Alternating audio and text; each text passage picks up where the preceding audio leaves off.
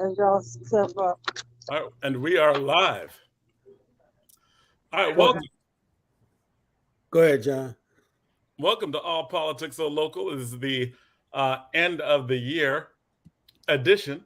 We have a great show tonight. This is the last show of the year. This is just, hey man, what happened in 2022 wasn't 2020. So everybody's like, yeah, wasn't 2020. We're happy, right? So, and nervous going into 2023 because we're trying to figure out what's going to happen next. So this is All Politics So Local. We have a good show lined up tonight. We have the first thing that we're going to do is revisit an issue that we've talked about for all year round, right? And really for the last 10 years. And it's sad that we have to continue to have these conversations, but we still need to have these conversations.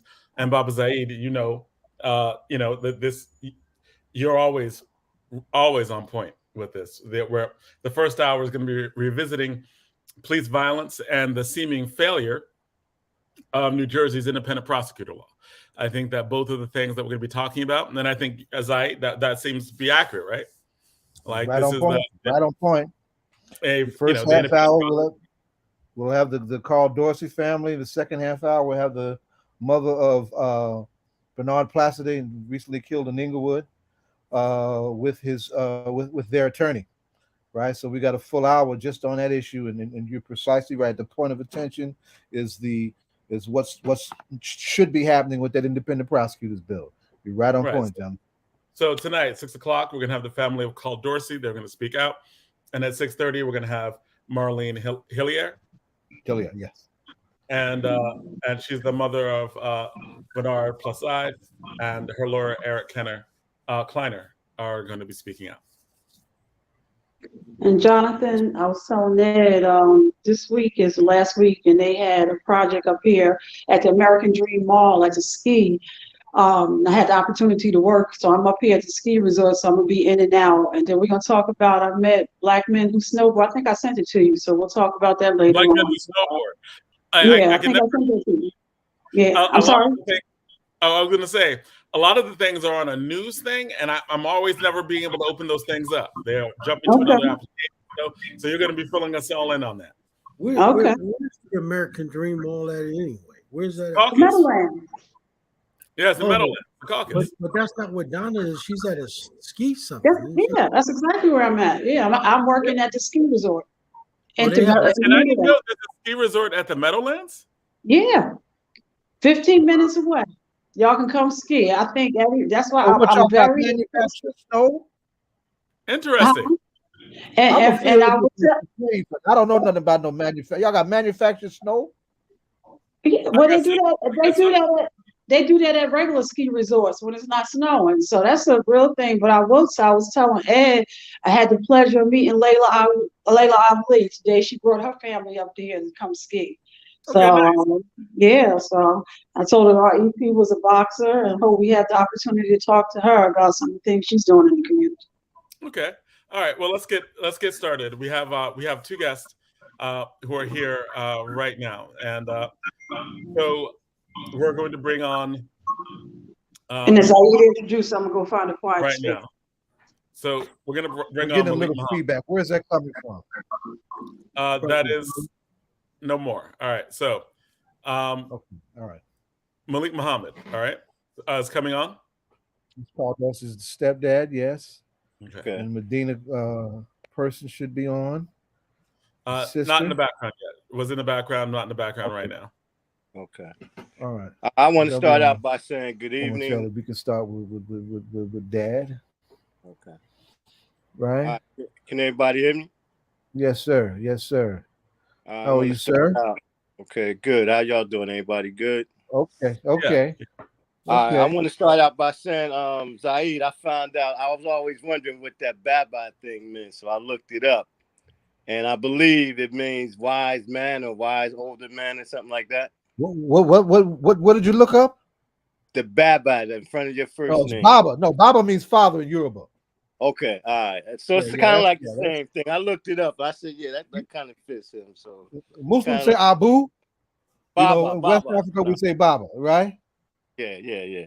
All right, but that's just something I wanted to share. I looked that up, and I'm always trying to find out new things.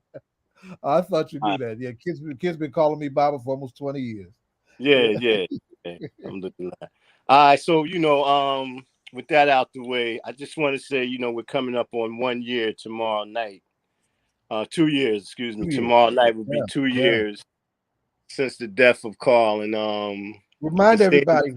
Hold on. I want to slow you down, and Medina's trying to chime in as we do that. I want you to remind everybody just who your stepson is and what happened on that fateful night 2 years ago. Yeah, that terrible night 2 years ago. The story of Carl Dorsey was my stepson. He's been in my life since he was 3 years old. His sister Naima was 2 years old when me and his mother kind of connected. Medina came along later on. But Carl has always been a good family man. He has 4 children of his own, possibly 5, I'm hearing. But he was always good to his kids, good to his sisters, and good to his family. That ill-gotten night, seemed just like last night. Sometimes I play it back. I always think about how we coming into the new year. And, I'm laying in the bed, halfway asleep, halfway woke. Maybe 1:15, something in the morning, a little bit after midnight, though. So I get a call from my stepdaughter, Naima. I think she's calling me to say, Happy New Year, Dad. So that's what I'm expecting to hear. When I pick the phone up, she's going crazy, crying and boo-hooing, etc. I'm like, Naima, what's wrong? What's wrong? And she says, Dad, they killed my brother. I'm like, what are you talking about? I'm thinking something happened in the streets, etc. Dad, they killed my brother. I said, who? What happened, Naima? Who killed your brother? Newark police killed my brother. And, I'm like, what? And then, it kind of, when I heard the story and seeing the video, she was exactly on point with it. Newark police killed Carl Dorsey, and it was unwarranted. Everybody that sees the video says, well, what's going, how does that happen? And they not charge somebody on the spot, really. When you see the video, the man has no gun. He has his hands practically up. He's not making any advances toward the police. He committed no crime, so the more I think about it, the more that night comes back to me and it haunts me. And I know it haunts my daughter. I can see it in her face just about every time I see it. And those are the things that, hurt me the most, that I can't do nothing right away to make this right or wrong, so that's kind of Carl Dorsey's story, for that night. I just wrote an essay that ain't nobody published, that everybody liked, but would nobody publish. I go through that. That's the kind of writer I am, right? They will not be home for the holidays. That draws together how some of our recent cases, particularly Carl's and Sonny Best and guests who are coming behind you, Bernard Placide Jr., and several others, are particularly difficult to deal with for a number of reasons. But one, this is the holiday season, right? The holiday season when families come together, and coming off of a crazy and trying time that has been the COVID pandemic, that coming together means it has dimensions of need that are incredibly sharp. And then when someone, a family member loses a young person like this, right? It's a whip of trauma that runs through that family, and it's always something that's going to be particularly hurtful for them during the season. And then Medina reminds us that not only did we lose Carl on the holiday, right, but his birthday is the day before Christmas. Absolutely. He was born on December 24th. Absolutely. Right? Yeah. And so that just sharpens it, and we see in her, and she has been quite dignified in the trying to manage her pain, right? But the pain is real. Pain is real. So, so since January 1st, since this has been taken over by the Attorney General's office, as it is supposed to, according to the independent prosecutor's bill, when was the last time, or has the family actually heard from the Attorney General's office since we lost Carl? The answer to that is an astounding never. We've heard nothing other than that town hall meeting, whatever you wanted to call that, a month or so ago. Oh, that was the U.S. attorney. That's the federal government. Oh, okay. The Attorney General that we're talking about is the state Attorney General. That's even worse, because that means that we haven't heard anything at all from. Right. Wait, and, so let me just try to understand this, right? The reason why the independent prosecutor law was passed, and that was something that our friend, Assemblywoman Brittany Timberlake, worked very hard to pass. It was passed both houses, right? About Senate, Assembly. Governor signed it, right? Reluctantly, but he did. Right, but it was a major piece of legislation that was deemed as a major victory because it would give an independent prosecutor, and that was supposed to be something that was good, right? You haven't heard anything from the independent prosecutor's office. Does that mean like they did not reached out, like nothing? We haven't heard anything. We have a lawyer that he reaches out on occasion to try to see, which way the case is going, one way or the other. And every time we touch bases with him, he's heard nothing. So this is several things on this. Let's tie this together. Does that violate actually the independent prosecutor statute? We're looking at it. That's one of the questions that we're asking, right? We're having it's going to be a major press conference on the anniversary to look at this question in front of the Attorney General's office in Newark, 153 on Halsey Street at 12 noon, to lift this up, right? We did not fight for this bill for it to be a paper tiger. That's right. Right. We need it to do what we need it to do. We need the Attorney General's office to do what it needs to do. Background is this. Historically, in the way courts are managed in New Jersey is a county-based court system. So when somebody is killed, it's investigated by the county. County prosecutors are terrible, have a horrible track record in doing anything when it comes to police violence. Right. So it was a campaign, as you mentioned earlier, led by a fresh person. She was a freshman senator, young, just coming into the assembly, Brittany Timberlake, right? And she courageously stewarded this bill through both the assembly and the House, right, to break that paradigm. So the law says that anyone who dies in police custody or in the hands of the police, that case is supposed to be investigated by the Attorney General's office and not the county system, right? And that's the independent prosecutor's dimension of it. And the fact that this family has not even had any contact. But let me just put a perspective on it, Zayid. As a former court employee, I can reflect to my days and not making excuses, but realities. I can reflect to my days of orientation. And they said Essex County is a county where I remember the criminal division manager saying, if you're going to be a criminal, this is probably the best county to do it.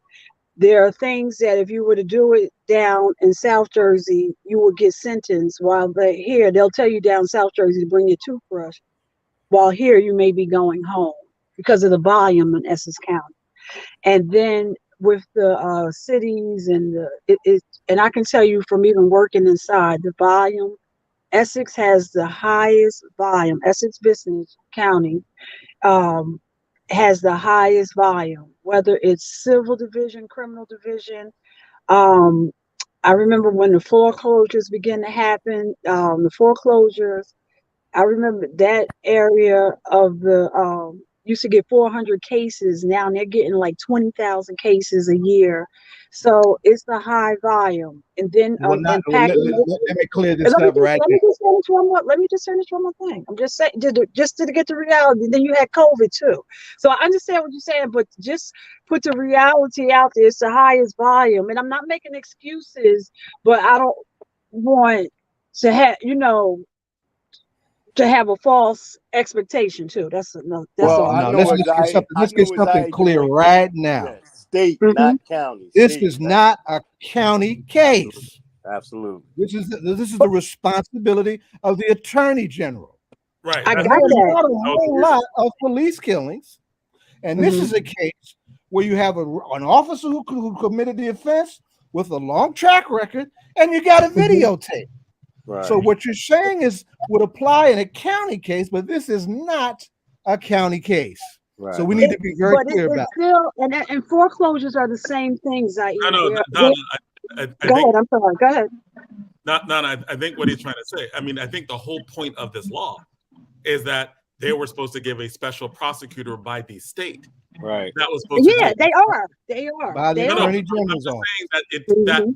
he don't have many cases. Right. There aren't a lot of cases. Like he has one job. Right, That but how many police? job How many police shootings have we had in the state this year? In those 2 years, that led to fatalities. He has one. it's not. The law doesn't say that leads to fatality. Any crime that a person encounters with the police officer has to go to an independent prosecutor. It's not just led to fatality. No, anyone who dies in custody, who Right. dies at the hands of the police, not anybody in having an incident with the police, but anyone who dies at the hands of the Okay, police. I think we got to go That's back and different. review that because I worked on that. I worked on that legislation. We got to go back and read that. So, Well, Donna, you're saying the argument you're making is that, like, is there any evidence that you have that the police are overwhelmed, that the independent prosecutor is overwhelmed? Because he hasn't said anything. He hasn't talked. I mean, is that what you're saying? I'm just saying that there are factors in there that just might make it slow. I got to chime in, Donnie. That's playing to their hand. It's not close. I'm saying I'm not making excuses. We're not accepting no excuses from nobody. Nobody. The prosecutor, the police, Ross Baraka, nobody. We're not accepting no excuses. Their brother is dead. My stepson is dead. Somebody needs to answer that. And I just said I'm not making excuses, but I'm just saying that there are things, but it's not for somebody that just dies at the fatality. It's for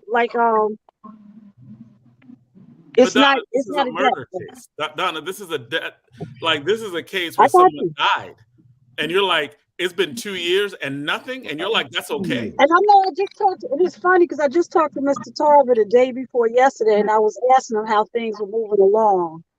And we got to bring him on, but I know he said some things were moving, and some things weren't. But because there are a couple of cases that I know. And when they had the meeting that Malik referred to when he first started coming on at the where he said it was a town hall, I think they brought up several cases in there, albeit that wasn't this independent prosecutor, but those wasn't several cases That brought was up. the federal. That's the U.S. attorney. It's totally different. I'm not, but wasn't several cases brought up that were Jersey Penny cases? That's all I'm asking. At that meeting, because there's no action on these Jersey cases. Yeah, that's why they brought them up. Yeah, that's all I'm saying. So I know there are several cases, and I wish we could have had, that to see, but we probably, and maybe because I'm gonna be going on and off and see if I can call, and maybe let me see if we can see how many cases there are. Donna,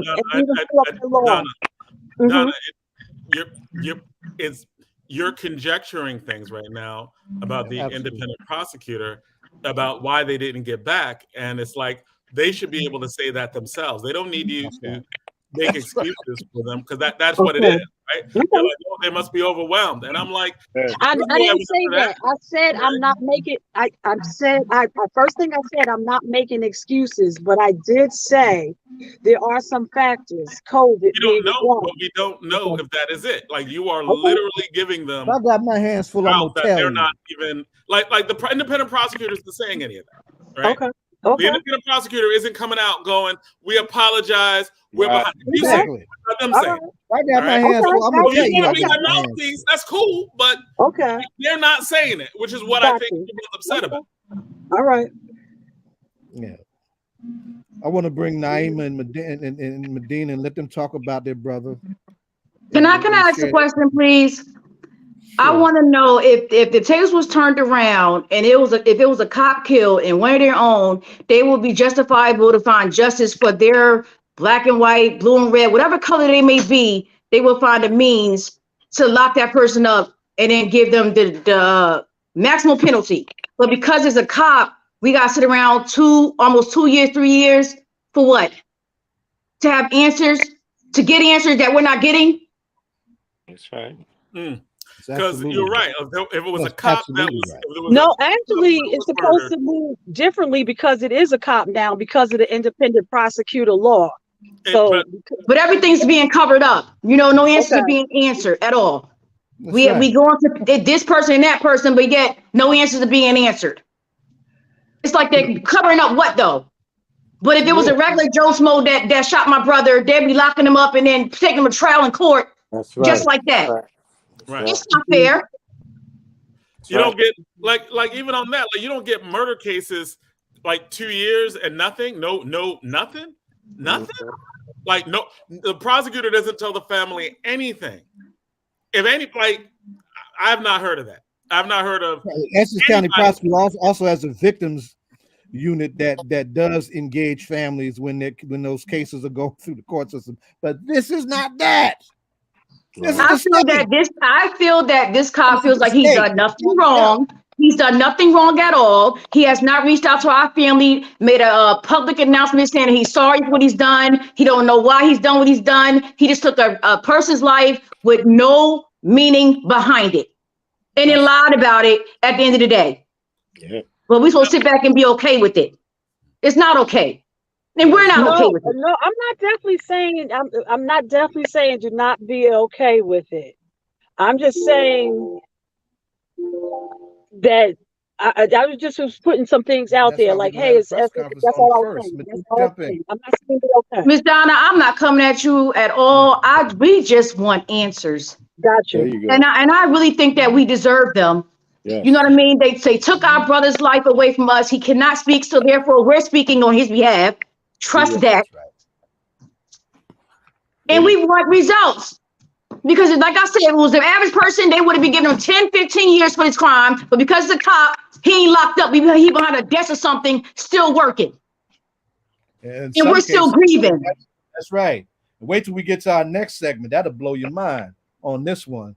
Medina, you haven't said anything. Please, daughter, come talk about your brother and why we got to do this. Well, first and foremost, I want to say that it seems like today, like being a cop is like one of the sweetest jobs you can have these days, because there is literally no other profession where you can do something as egregious as take someone's life away and still have a job. That's right. I know for a fact that this man still has a job, whether he's off the street or not, he still is getting paid. He took someone's life. A pilot can't, crash a plane into the water. He be the only survivor, and then the next day he go to work like nothing happened. Nobody can do that. Nobody on this planet can do that except for police officers. They can take somebody's life and walk away like nothing happened. This man still gets to go home and see his family every day. He still gets to bring a paycheck home all the time. And my brother, we're still sitting over here trying to fight for justice for him until we're going to fight for justice for him until we're dead. So you're going to have to slam every door in my face, and I'm going to be old and gray, and then I'm going to be in somebody's tombstone by the time they're going to tell me that we can't get justice for him. Right. So, but my brother, he was a stand-up guy. He was a family man. I really can't beat that point into the ground enough. Like, I have to check on his kids as much as I can because they lost a big part of their lives. Like, he wasn't, an in and out of their lives kind of man. He was always there for them. He had, he even helped raise his stepdaughter from the time that he knew her. So like, he was just all about family and taking care of the family. No matter what he had to do, he grinded and grinded and grinded whatever jobs he had to, again, by profession, he was a truck driver, but he also did like snow removal and things like that. Like when the weather got bad, he would be one of those people that made sure like the roads were okay and things of that nature. But he loved to be around his family and friends. So Again, like he was just a hardworking man and one that just loved to be around love. He loved to be around people who loved him. So You better believe it. Go ahead. Oh, I'm sorry. No, I just said you better believe it, and that's what they took away from us. That's right. So let's remind everybody as we get ready to wind this segment down in a little bit. What's happening? What are we doing on January 1st? We're having go ahead, Brother Zay. I'm sorry. Okay, we're having a press conference in front of the Newark office of the Attorney General to demand answers about this case, to demand some transparency about the managing of this case and other cases like this. Yes. Right? 12 o'clock, 153 Halsey Street. And we know, even though it's a holiday on the books, right? Even though it won't be a busy kind of regular weekly shopping day, as would normally be around that part of town and that time of day, we are going to the seat of power or the seat of authority to raise these concerns. So we want everybody who can be around and who can share this out to let everybody know. And we have the information out on several platforms and all the ways we get things out, that there will be this press conference to condemn the lack of transparency in communication and how this case has been handled, right? And there's a need for the community to also reach out and start talking to legislators about what are we going to do to make this bill functional. Now, Zayid, I have some questions. I have some questions about what you're talking about, right? Like, what was supposed to like? They haven't talked to anybody. They haven't released anything. Like, according to the law, what was supposed to happen? And like, it's been 2 years in some cases. And you're talking about other cases where it seems like the independent prosecutor, there is like nothing. It's like going to the independent prosecutor's office. It's like going into a void.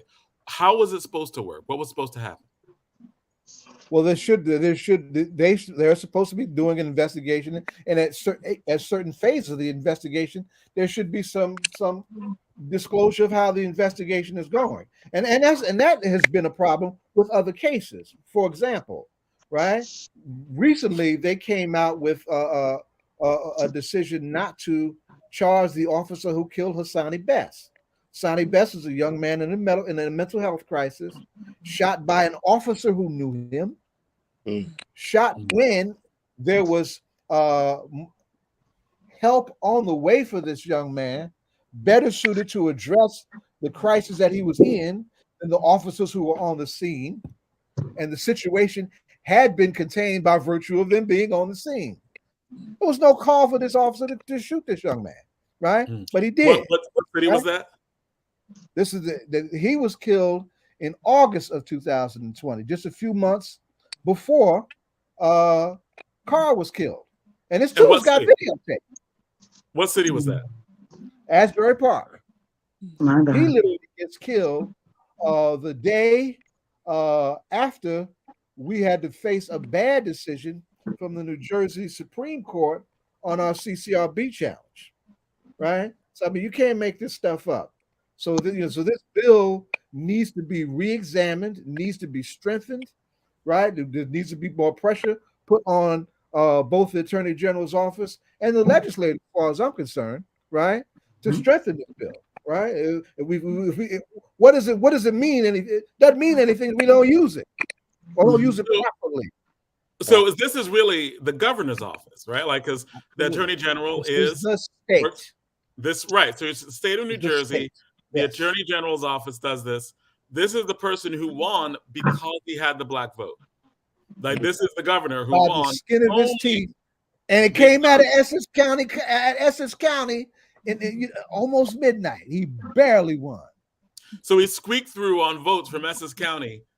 And remember, this is the same dude. Let's go back 2018. Our daughter, Brittany Timberlake, worked hard to get that vote through the Assembly and the Senate. Murphy was scared to sign the bill. What happened? Jameek Lowry gets killed in Patterson. Right. Patterson's police are off the chain.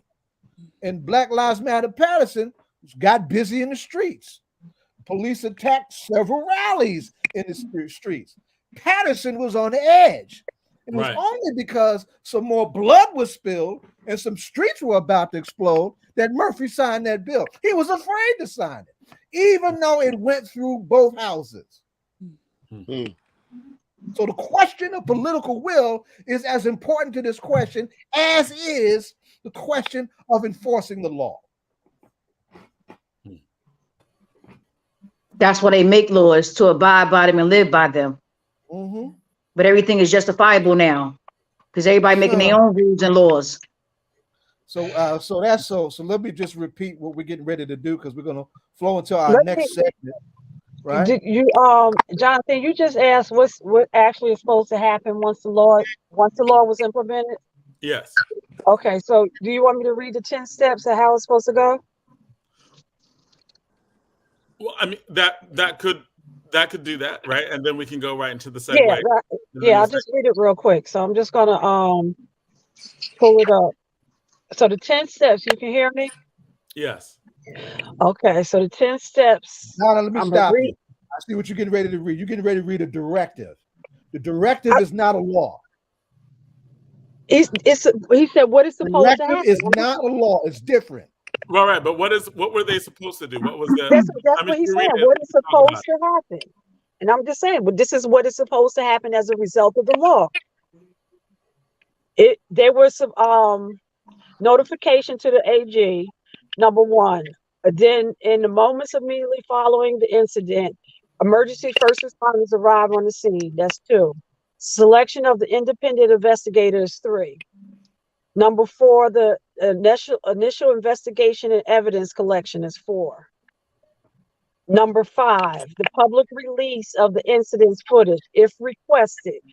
That's the 20-day mark. Did that happen? All of that has happened. That's so far so good. All that has happened. Yeah. All right, continue. That was the last thing that happened. Probably was the releasing of the footage. And that was the 20-day mark. And that was early on. Right. All right. And Donna, continue.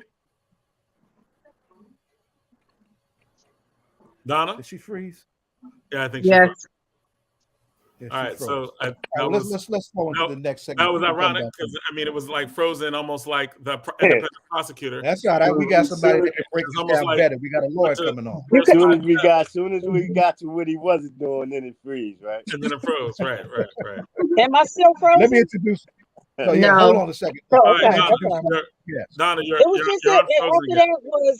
that it was a completed investigation. So that was number 6. So that probably and the completed investigation, there's no time period.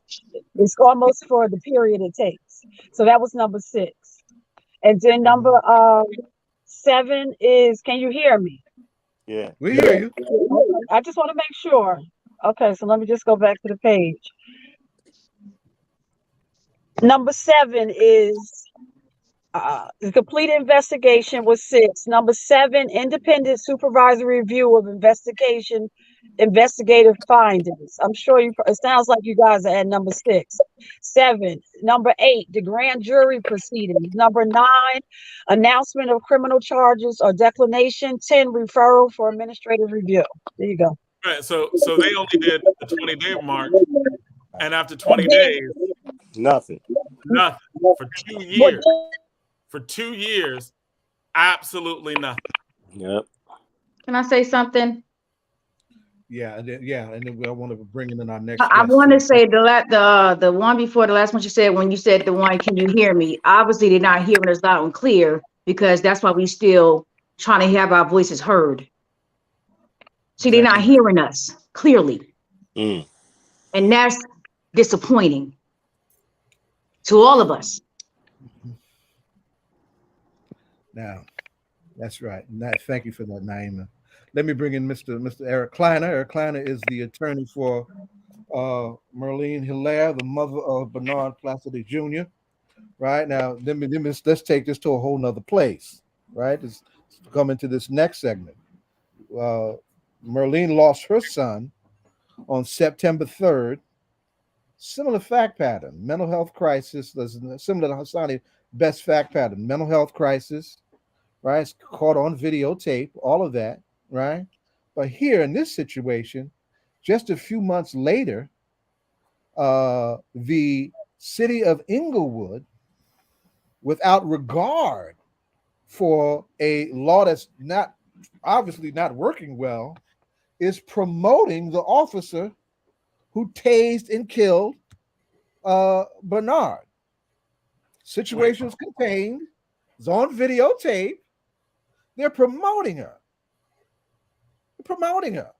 Not death duty, not suspension, not put somewhere until an investigation's complete. They're promoting her to detective, right? So I'm sure Eric has got some profound observations about the challenges, I'm putting it mildly, of this independent prosecutor bill and why we got to raise hell. Before you, welcome to the show. Just repeat. Can before you go in, can you just really repeat the synopsis? Because you're saying that the officer, get this right, an officer Ron Sharp who killed a mentally impaired person. Let me help you out. Go ahead, Eric, please. Yes. And how are you all this evening? It's a pleasure to be here. Welcome. It's good to have you. It's good to have you, Chuck. Good to have you. Catch the tail end of what you were all talking about, and there's so many faces, and the names change, but the fact patterns are so similar. You could just put one name on another. Excessive use of lethal force, to say the least. And in some of these cases, as I answer your question, what I'm seeing is not just a willful, reckless indifference to human life, but a badge to get away with it. Impunity, immunity, complete corruption. I've never seen anything like this in 36 years of doing death penalty work, actual innocence work, police shootings all over the place, DNA work, a whole career. I've never seen anything like this since, this kind of MAGA period where everything's polarized all the way through our institutions, thanks to Donald Trump and his cohorts. So to get back to you, this was a situation in a nutshell where a person had a mental health situation, had a fight with his mother and his stepfather. He had a small kitchen knife. The mother broke off the blade of this small paring knife. And the young man, who was 22-year-old African-American male, football player, had been at Dwight Morrow, had deteriorated, but he was completely clean his entire life. So what happened was that as he retreated to his bedroom and basically backed himself into his own bedroom, the whole scene became secure. The police were called, unfortunately in this case, of course, as we know, and everybody was safe. Anybody who was involved was either completely secure or they were already getting medical attention. Then the police decided to break every single protocol in the book on de-escalation and what we call RRT. They knew they had an RRT situation, which is basically the negotiators come in with the right garb and they de-escalate the situation. Instead, 3 police officers ran upstairs with their guns and sights, their Glocks, their hammerless Glocks and sights, and 1 officer had a taser. The young man, Bernard, was behind the door backing up, and the officer just started tasing him, and he probably broke every rule in the book on the length of the tasing, which there are guidelines on. Should have never even been there. We should have been at the RRT unit, and we would be here today never talking about this case. So they tased him and tased him and tased him. They electrocuted him. He gestated and convulsed onto the floor. It's a public image that you can get. And he was totally defenseless and basically unconscious. The female officer comes in with her gun unholstered, with sight on, with the gun in her hand, with one free hand, keeps saying, "Give me the knife, give me the knife." There's no knife. He's holding a handle, and that's it. And they can see it. She puts the gun under his left torso, which is a kill shot area, and she blew him away. Period. End of story.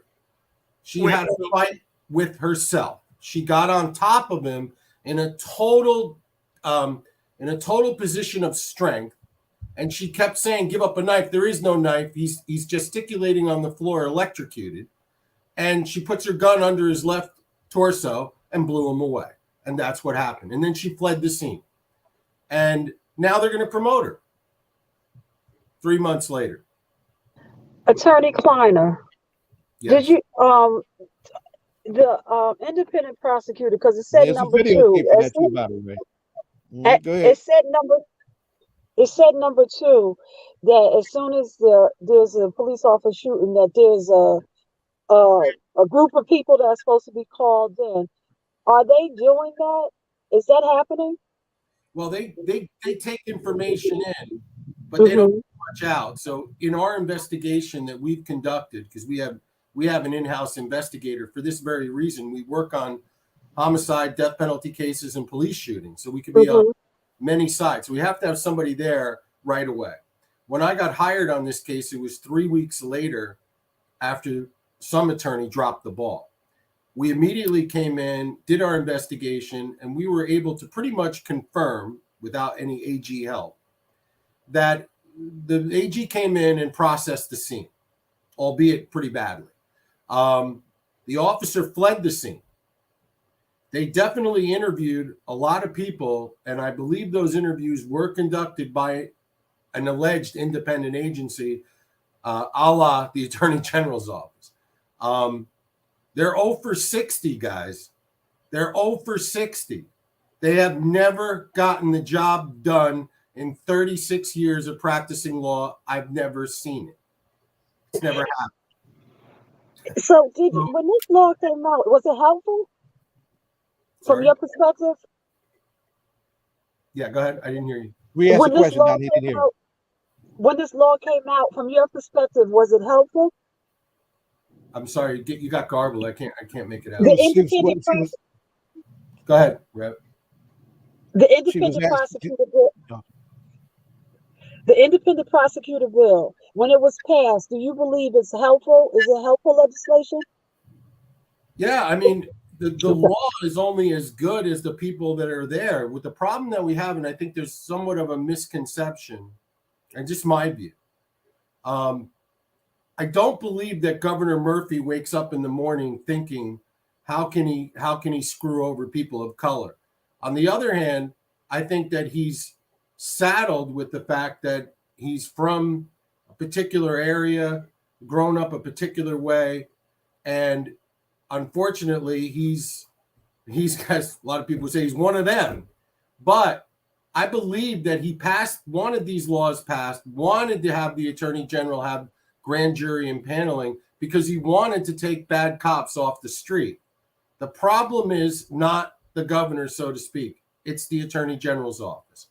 The Attorney General's office has a lifetime history of never getting the job done. We cannot find these cases. Look at the Hassani Best case. That is one of the worst shootings I've ever seen. It's on a par with our case. Exactly. And they were laughing at the suspect. They were laughing at him within 20 on videotape. You can't make 20 on video. They were laughing at him within 20 seconds of a barricaded suspect closing a door, waiting for the negotiator, and they cleared him at the grand jury. Cleared him. Now, the only way you could do that is if you did not present the case fairly. I refuse to believe that. I understand where the location is, Asbury Park. I don't know the composition of the grand jury, but I refuse to believe that if one of us was presenting that case to the grand jury, that we wouldn't have gotten an indictment. So it's how they present the case, right? And then look at the Chauvin case. The reason why they did it correctly there was because they had an attorney general that was well respected and had guts and did the right thing. Here, we do not have that. We have a cesspool of racism, institutional racism, and this has been going on forever. And it's gotten worse. And not to be, at the passage of that law, how many attorney generals have we been through? 3. Well, we had 1, 2, We've probably been through, this is our second one now, I think, since they passed the law. We had Gerber, right? Gerber was in when it came through. And Gerber was a Bergen County political part of an entourage that had one of the most corrupt prosecutors' offices in United States history. Bergen County Prosecutor's Office during the period around the mid 2015 area was just stealing money from suspects. They were just running fake businesses out of the prosecutor's office. I don't know if you all remember when they were selling confiscated baseball cards that were forgeries, actual forgeries, and they got away with it. The FBI let them get away with it. Of course, the Attorney General's office let them get away with it, and that was John Molinelli, the prosecutor. They were just confiscating cars, money. It was all about the money, and they were greasing themselves, and they all got away with it. And the FBI knows about it. Attorney General knows about it. And that was under Gerber Grewal was at one time, he became prosecutor later. He's one of them. I mean, he doesn't wake up in the morning thinking I'm going to commit a criminal act, but by his silence and by the present Attorney General's silence in many of these things, the silence is the worst part. They're just as guilty in my mind. So let's segue now. Let's come back to Bernard's case, right? Yes. Here we've got the officer, and you can't make up a more horrible mishandling of a scene than you just described, but it's there. How on earth does a situation like this happen, and the officer turns around and gets promoted without even a whimper from the state office? It's unprecedented. We've never seen this before.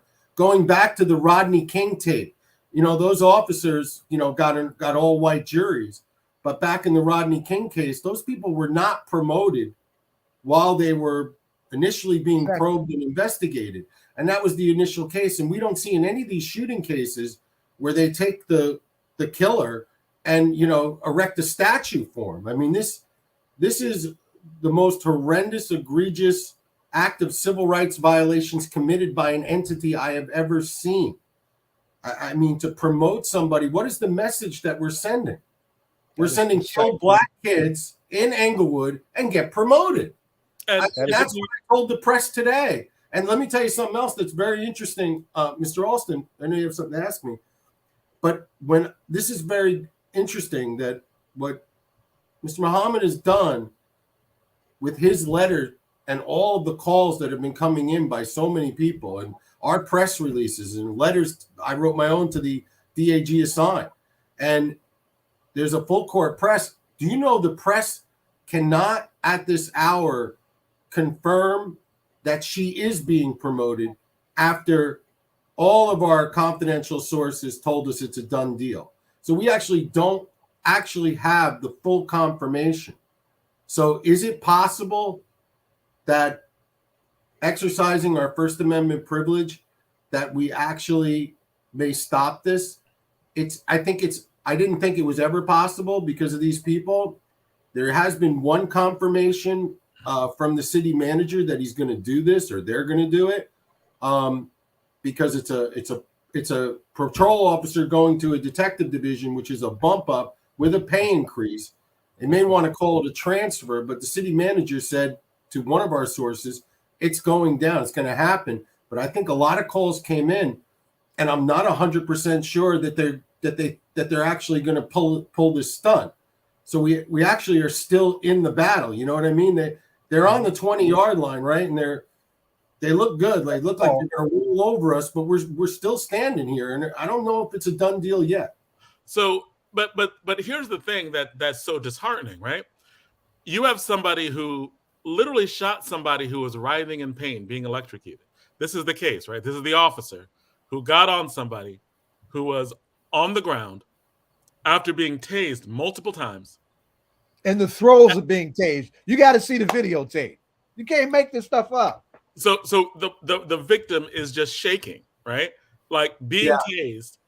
She gets on top of him and shoots him. Exactly. And what's so disheartening is right now we're not talking about whether she's being arrested, indicted, because it's all on videotape. There's not hearsay. People, you watch it, you see it. You see him writhing in pain. You see her getting on top of him. You see her putting the gun in a kill shot position. You see her killing him, right? All this you see. And then run and then runs away from the scene. We see all of this. And what we're fighting about, right? What we're pushing back about right now is whether she should get promoted. I mean, that's where we are right now. Best practice. I mean, it's like not indicted. I mean, if we can't get angry about this, we're dead, right? We're not even alive. I mean, we've already given up on most of our institutions, right? And especially in the MAGA period. But I was saying to Reverend Sharpton's group not too long ago that I know a lot of police officers. I've represented scores, African-American, Hispanic, male, female, white, discrimination cases, whistleblower cases, criminal cases.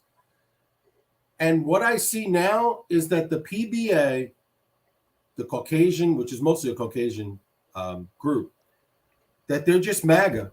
They're all MAGA, a whole crew. They could be a J36 tomorrow. And if you ask them if they wish they were there, probably 80% of them would say yes. Yeah. Let me ask you this, Eric. There's been some other issues with Inglewood Police Department and the Bergen County Police Department and the racial division within those ranks. What can you tell us about that? Because that's part of the background to why this is going its way, I'm sure. So I'll stand in for Scott Jenkins tonight. He's the head of the North Jersey Black Caucus. He's a leader. He was one of the most decorated police officers in the history of the city of Englewood. And he's retired now, and he is at the forefront of this. Basically, what happened was you had a Caucasian group running the Internal Affairs Division all the way up through the chief. On the other side of this, you had a strong African-American contingent of police officers of color because you had a large African-American community, Black community. However, the whites were in control. When Larry Suffren became the chief, and he was not perfect, but he had good people there. Some are still there. And one of them was Greg Halstead, was pretty solid. And he was as good a cop Larry as there Suffren could was be. a black police chief. I just want to make that Black police officer. And you had Larry Suffren, who was black. And then you had the white contingent, the Terrells, the De La Rosas, the Greeleys. That crew was running IA. And most of these people were removed by Larry Suffren. And I had a number of cases against these police officers for planting evidence, perjury, malicious prosecution, civil rights. And they were doing it to whites and blacks. It didn't matter. They just wanted to make a case and get promoted. And we actually went through a number of lawsuits and criminal cases and beat them every time because these clients were actually innocent. And then they sweep it under the rug when you say, look, you have to put an internal affairs in. This officer perjured himself. He withheld exculpatory evidence. The client is 100% innocent. The judge said it. You saw, this is another case I had on tape, different kind of case. And what did they do? Greeley was in IA at the time, and he just said, no, there's nothing here.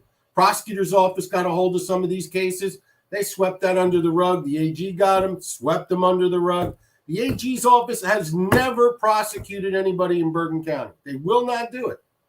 The only one they ever did it for was the Spath case, which they tied two hands behind their backs, didn't move to change the venue, and basically threw the case. Right. The Spath case is the Philip Pennell case. Gary Spath was the officer who killed Gary Spath. And there's so many. The irony of this incident is that it's on the heels of that 4-part docuseries, Model America, on that community. This happens right after this. It's just unbelievable. And even in that case, and what's sad is, and we talk about the assassinations of Martin Luther King and John F. Kennedy and Robert Kennedy, and we talk about what people think are conspiracy theories and Malcolm X, and they're not. What's happening is that history is repeating itself right in front of us because we never set the record straight. We never heal because we never allow the truth to come out. We suppress it. So we're having these incidents, the Pinella incident, these incidents with these poor people that I'm seeing tonight, the Placide family, the Hassani Best family, and on it goes. And it's happening because we're sweeping it under the rug. We're not doing it, but the people that are running, strings are doing it. And that's why we're here tonight. We are still sweeping it under the rug. And that's why we're where we are tonight.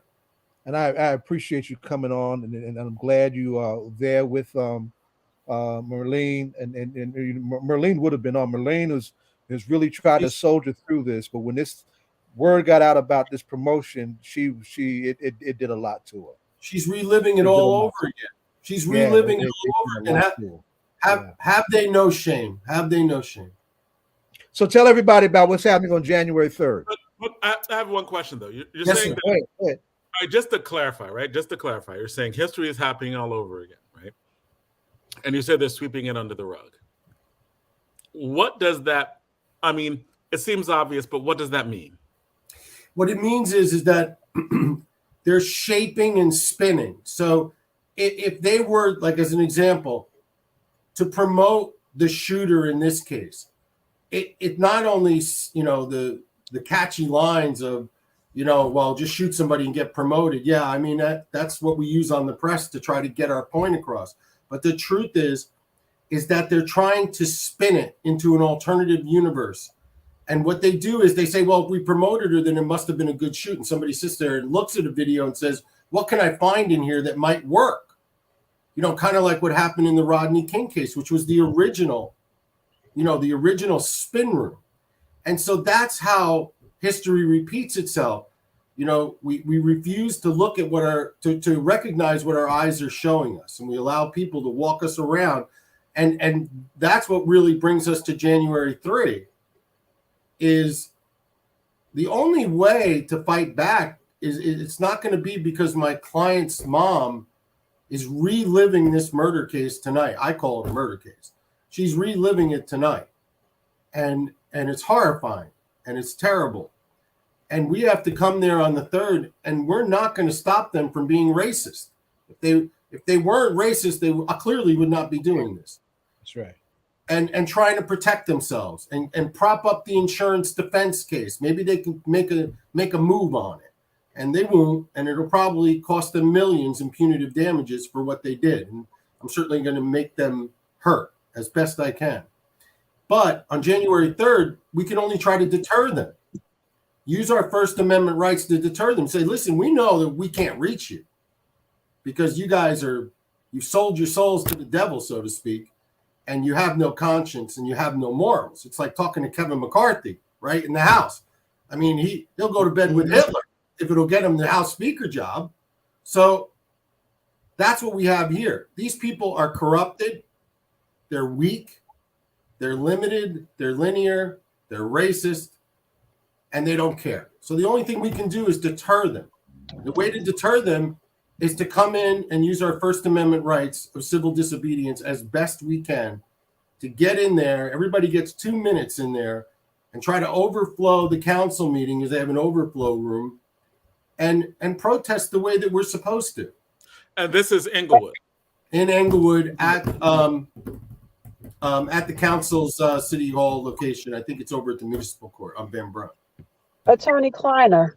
Yes, ma'am. One thing you said in the beginning, you said Jersey there's all the cases. They haven't done one case right in these police investigations. But then you listen, huh? He said the Attorney General's office hasn't. The state of Jersey. But then you said in the Chauvin case. Yes. Yeah. But then you said in the Chauvin case, they got it right because they had an attorney general. So when you look at the different states and these police investigations, what was it? Basically, the attorney general just did his job. Is that in the Chauvin case, he was totally independent. And I mean, I know it's simple what he did, but it wasn't simple because you see in most cases that police are getting away with these shootings. But what about that case I don't know. I'm just saying, what was it that was so right that everybody else is not doing? I think that the thing is the understanding of what the grand jury really is. The grand jury is a system that has specific laws set, and those laws give the prosecutor complete discretion to present whatever they want.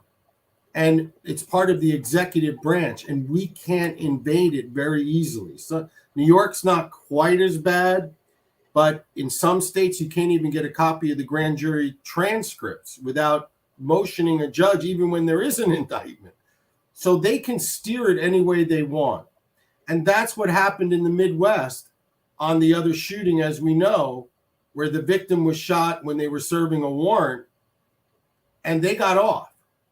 And they've continued to get off on almost every one. The only ones you really know about are the few that they've been able to make the prosecution. And this isn't because it's up north. I mean, South Carolina, which is the worst, South Carolina has prosecuted we've seen some of the videos of some of the murder cases they've done. When they presented it correctly, they got their indictments. Obviously, in the Sonny Best case, we can only imagine what they did. They probably snippeted the video, right? They snippeted the videos in and out. They deleted the laughing. They saw him with the knife. They put in the fact that he was going to give a haircut. And my guess, I don't have the evidence, but my logical guess is that people saw the video. He threatened them. He had a big knife, and they cut it and they spliced it and they wiped them clean. Why these people in the Attorney General's office think this is okay? They're lost souls. I can't say anything else. They went down the dark side, and there's no way to get them back except to beat them in court, protest like hell, and fight with everything we've got. Take it to the streets. Okay. Right. Well, thank you. And Zayid, do you want to close this section out? Thank you so much. Well, no, I wanted to just restate for everyone, Eric, the time, the place, the address. Yeah, let me just look at that real quick. It's 7 o'clock at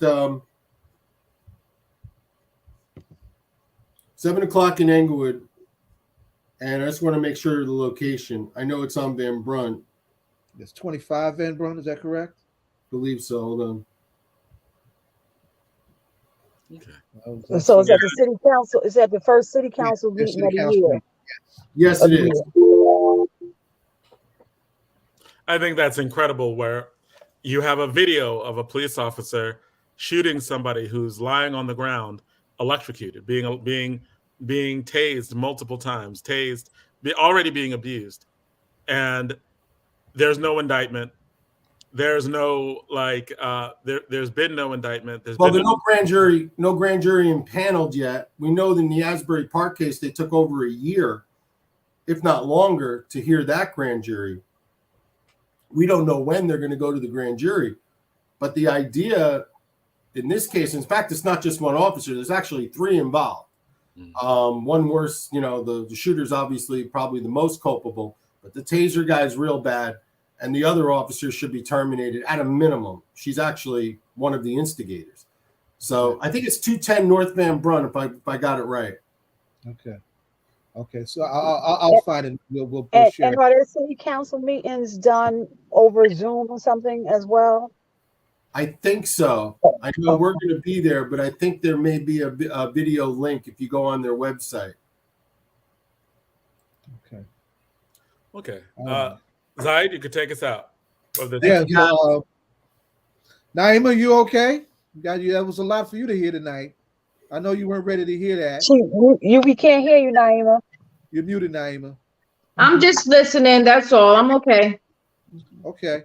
Well, so we'll take it out 2 things. January 1st, 12 o'clock, 153 Halsey Street, in front of the New Jersey Attorney General's office. We'll have that press conference where we'll lift this up. January 3rd, Tuesday, 7 o'clock in City Council in Englewood. Our folks will be at that City Council meeting demanding to be heard, stopping this promotion at all costs in any way they can. and let a real investigation take place. Right. Absolutely. So our tasks are clear. And Eric, thank you, for My being pleasure. there I'll for see that. you on Sunday. And yes, right. And for Have a happy new year. giving us another Happy New level Year. In there. of appreciation of what we're dealing with. Thank you, Take Lyle. care. Right? And wait, Right? before he goes, Zayid, can you ask him the question? Let Donna do that. She likes to do that. Hey, Eric, this is a hip hop radio show. So when you're out here doing the work, doing your research, what hip hop artist, individual, or group do you listen to that may inspire you? Oh my! How much free time have I had? Wow, this is tough for me. Who was I just listening to? When you're writing them briefs, who you got in the background playing? I have to confess, I've got MSNBC on or the football team on. I know my daughter's been playing something for me. It's a rapper song, but it's I don't know if it's Run DMC she's been playing for me, or I'm trying to think of the most recent one. You got me on that one. I know the name, but it's When you get a text, go ask your daughter to text it to Zayid, and he'll let us know before the show is over. Okay? Eric, that's our ritual question, and our rituals don't hurt anybody, unlike the police officers' rituals. Goodness gracious. Thank you for coming on. We'll be in touch. Listen, whenever you need this mic, it's here.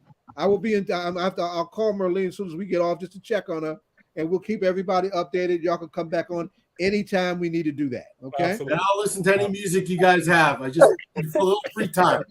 All right. And You guys have a happy New Year. No, but you can't go. You got ancestors too. You're out there doing the work on behalf of your brother. Absolutely. Who's keeping you inspired? Remember the last time I told you, I always listen to We All Gotta Leave Someday by, I believe his name is Quavo. I still listen to that every morning. That's my anthem until I get my brother's case resolved. Okay. And what's the That's song what motivates me. What's the song again? We All Gotta Leave Someday. We All Gotta Leave Someday by Quavo. Okay. And and as you leave, what is it that you want the people of New Jersey to do or to know? What is it, as you go out this year? I know New Year's Eve, New Year's Day will never be the same for the family. Absolutely not. Again, because of this incident. Then the first thing of the new year when you got that call. So what is it that you want everybody to know, how they can help you, if it's by prayer or whatever? What do you want them to know? Just keep us in your prayers. I know everybody deals with loss, somebody dies each and every day from God knows, whatever circumstance may be. We just gotta hold each other up, be strong, and then fight for our rights. That's what the rights are here for, and they're not being justified. That's right. And I just want everybody to have a safe New Year. Yes. And go out with a bang. And I don't mean a bang by a bullet or a gun. Don't call the police for help, whatever you do. Absolutely not. I appreciate your strength. Clarification: 75 South Van Brunt Street. They're gonna hold it in the other building. I just got a text. That's right. I have the flyer in front of me. I had to take a minute to find That's at the municipal court, I believe. Okay. So they're expecting a crowd. They're preparing for a crowd. Okay. Yes. They better. Good night, guys. Good night, everybody. Have a good New Year. Have a good one. That's right. Okay. All right, baby. Y'all be safe. Okay. You too. Oh, Cuqui, hey. All right. So welcome to our next segment. And this is where we just, it's the last broadcast of the year. And often we just do a year in review. We'll bring up stuff that's been important, that's happened. Some serious, some not so serious. And we review the year and we sign off. So Cuqui, I'm glad we got you. I got a call. Where you go? She's here. Oh, there she go. Oh, okay. Because Minister Hot I can try to come on too. Then I'll get in here. Yeah, no, because the view changed. Cuqui, I got a call from a couple of the young men. What's new? Oh, good Lord. Reentry down in Camden. and some of them are working on. They said there's some issues going on with reentry. Is anything that you need to let us know? Or any challenges for men and women reentering community? Has any challenges been coming up? Can you hear me? Yes. You're fine. There's always challenges, Donna. Happy New Year to everyone. Happy New Year. We know that reentry resources are about maybe 10 years old. That means a lot. There's been different degrees of growth and resources and style. They don't always work together.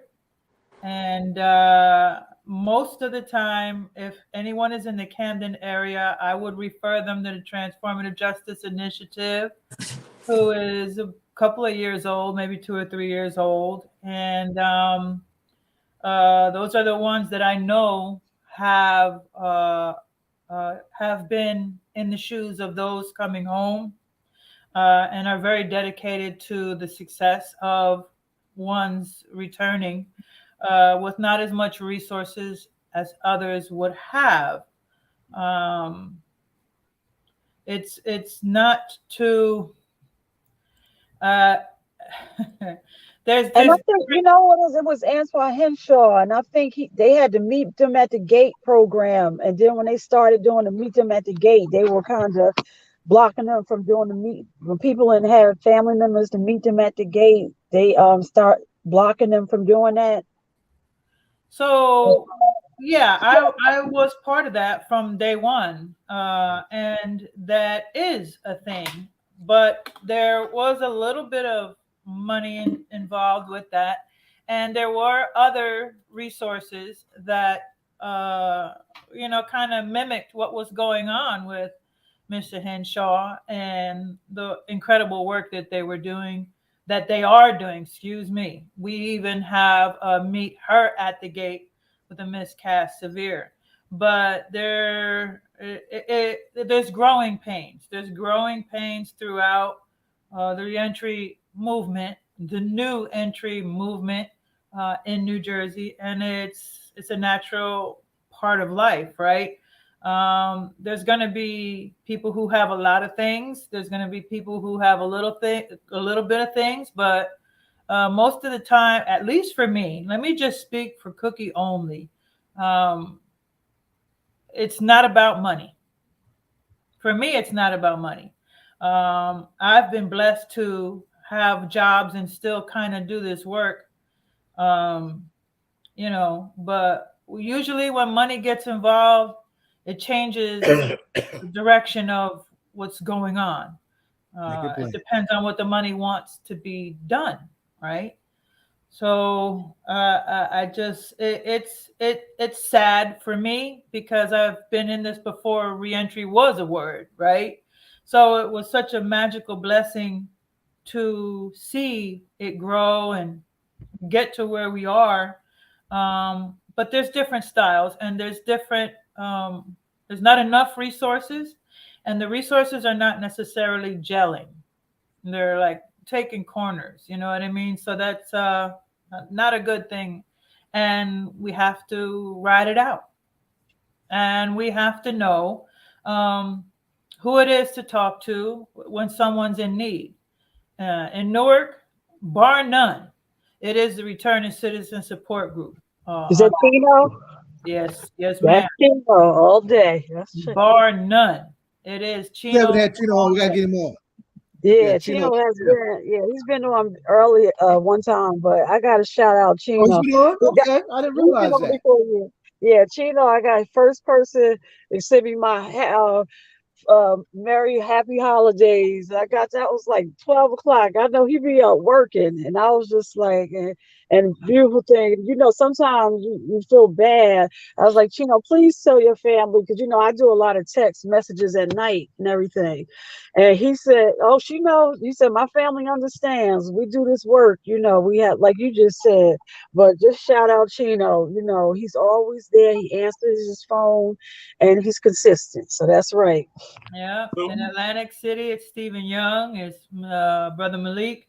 In Willingboro, it's Born Understanding. And Jersey City, it's Guasabara Insights, Dennis Fibo. I mean, these are real people that whatever they have or don't have, they're genuinely going to try. It's Newark Community Street Team. It really is. You know what I mean? These are people that are in Trenton. Is Pi, a guy named Pi. And there's smaller resources from Transformative Justice Initiative in Trenton as well. They're coming up over there and trying to do some things over there. But it's a journey. It's not smooth. It's, it is what it is. And we just kind of got to keep the ones who are true to it, true to the movement. What do we need to, so I know we're just doing our and just before I sign off, John, I just wanted to say hey to everybody and let everybody know, this was a project. I'm out here at the Meadowlands. I just wanted to show y'all real quick at the American Dream, but this is a project that took way too long. But if you get a chance, we that live in the Essex County area are 15 minutes away. And after these last couple of years, come spend some family time. I'm very inspired what they've done out here, albeit it was a long time. But, come out here. They got good restaurants, a lot of good entertainment. We're 15 miles away. Come spend some time with your family. Yeah, we need that, because I don't know nothing but the American Nightmare. All right. So one last question I was going to ask you, and that's, you talked about what's going on this year in terms of reentry and some of the issues that are there. What is the thing that we should be looking out for next year? Like, whether it be a problem that you think that started this year that's going to extend, some things that we need to look out for. What is it that we need to be mindful of in 2023, like a lesson from 2022 that we can learn and grow from in 2023? I don't know, honestly, Jonathan, if we could pinpoint it to 22 in itself, because criminal justice reform has genuinely evolved over the last 20 years. And it's part of this evolution that we're sitting in, and we're learning things, and we're seeing things that should be working and are not working. We're seeing new things like reentry. We're seeing all these directives that are not laws coming out of the Attorney General's office. We're seeing laws that are not being implemented. And this is genuinely over the course of 20 years, not just last year. But if you go back and watch the way it developed, you can kind of see what's going on here. And I would say for the last 2 or 3 years that the Latino Action Network has been, certainly in criminal justice reform, been extremely strong in being kind of sick of advocating for new laws, because we've taken the position that, we gave you a whole bunch of laws. You're not implementing these laws. That's a thing. Perfect example, and I won't go into the dozens that we could name, is racial ethnic impact study. Any criminal justice reform bill that's written by Jonathan Alston out of Senator whoever's office has to have a racial ethnic impact study. 2013, none of them have it. We've said this to the administration. They're not putting it. So we're kind of like, just, is it really making new laws? Because we made the laws and you're not putting them in place. Is it directives? Because a directive is a wonderful thing that comes out of the Attorney General's office, but it's not a law. So when Cuqui's no longer the Attorney General and Jonathan says, I don't like that directive, it's gone. Or the governor says, I don't like that directive, it's gone. You see.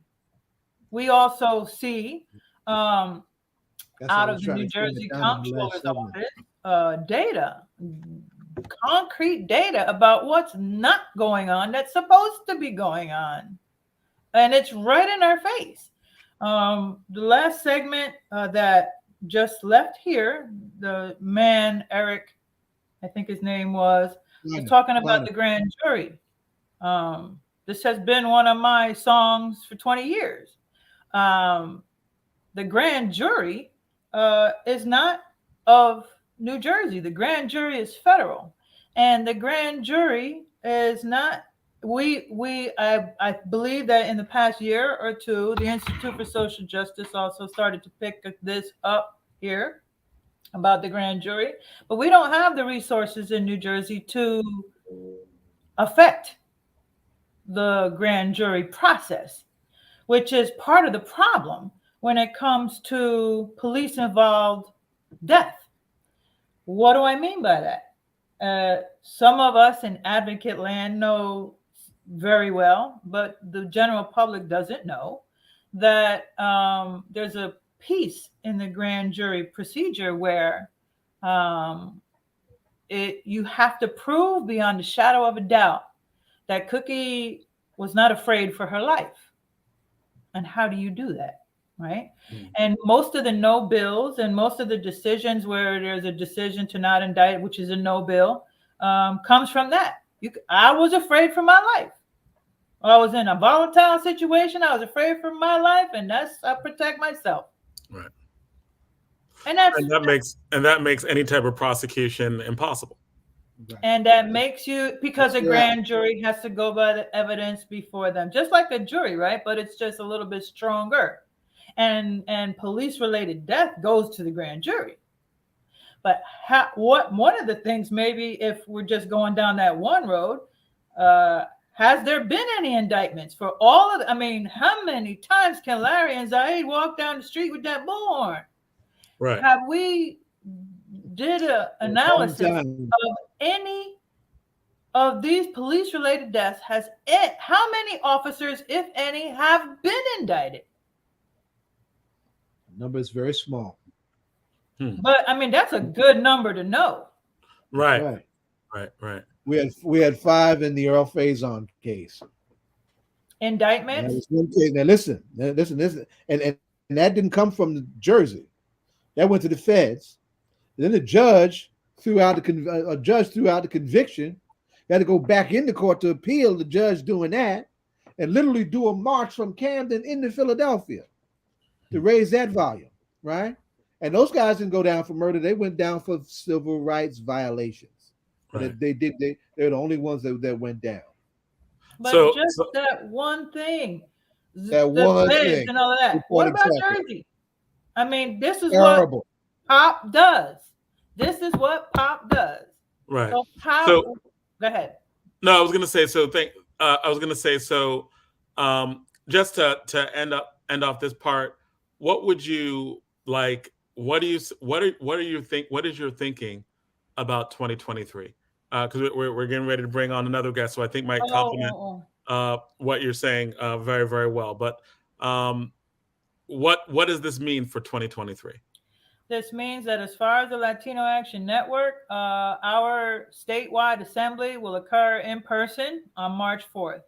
I'm facilitating the criminal justice reform. Okay, I got to put that on the calendar. Right on. Okay. You haven't done it. The dates are out. Right. Rutgers, New Brunswick, brand spanking new. We expect about 300. That's our usual number in person. We don't know because of COVID or whatever, but we're going to have a crowd.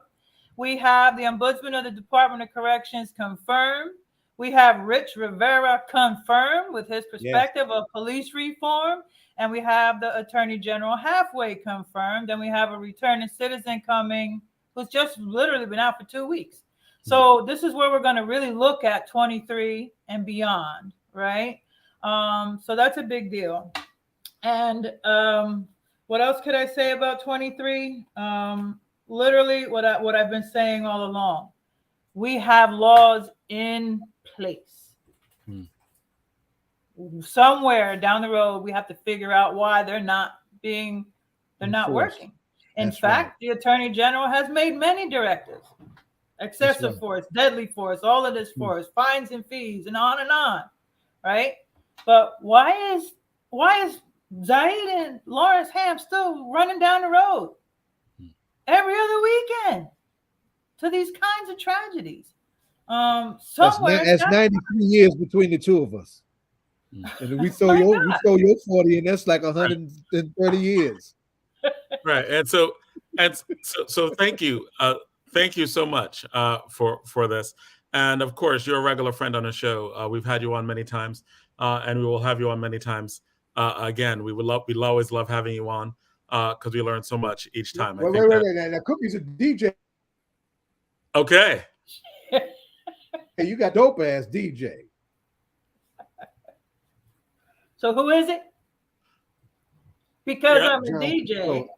Yeah. Can't So do it like he's that. supposed to be asking you, who are you listening to right now in terms of hip hop? Okay, so who are you listening to right now in terms of in hip hop? I'm always going to listen to Nas. I'm always going to listen to AZ. AZ, you don't know about AZ, most people. KRS. I'm always going to listen to Foxter. There's a dude in Florida, Kevin Gates. He's a big deal down there, right? And you have a group in Jersey City. I don't know if you know the Cypher. People that you should know. Okay. You should know. One of them is a former vice principal of an elementary school, spitting fire. Okay. Wow. Ibn Shakur, also from Jersey City. We got heroes right here. Nice. And what's the name of the person from Jersey City again? Ibn Shakur, IBN. All right. Nice stuff right there. Joey Badass, I'll keep going if you want me to. I know, but thank you.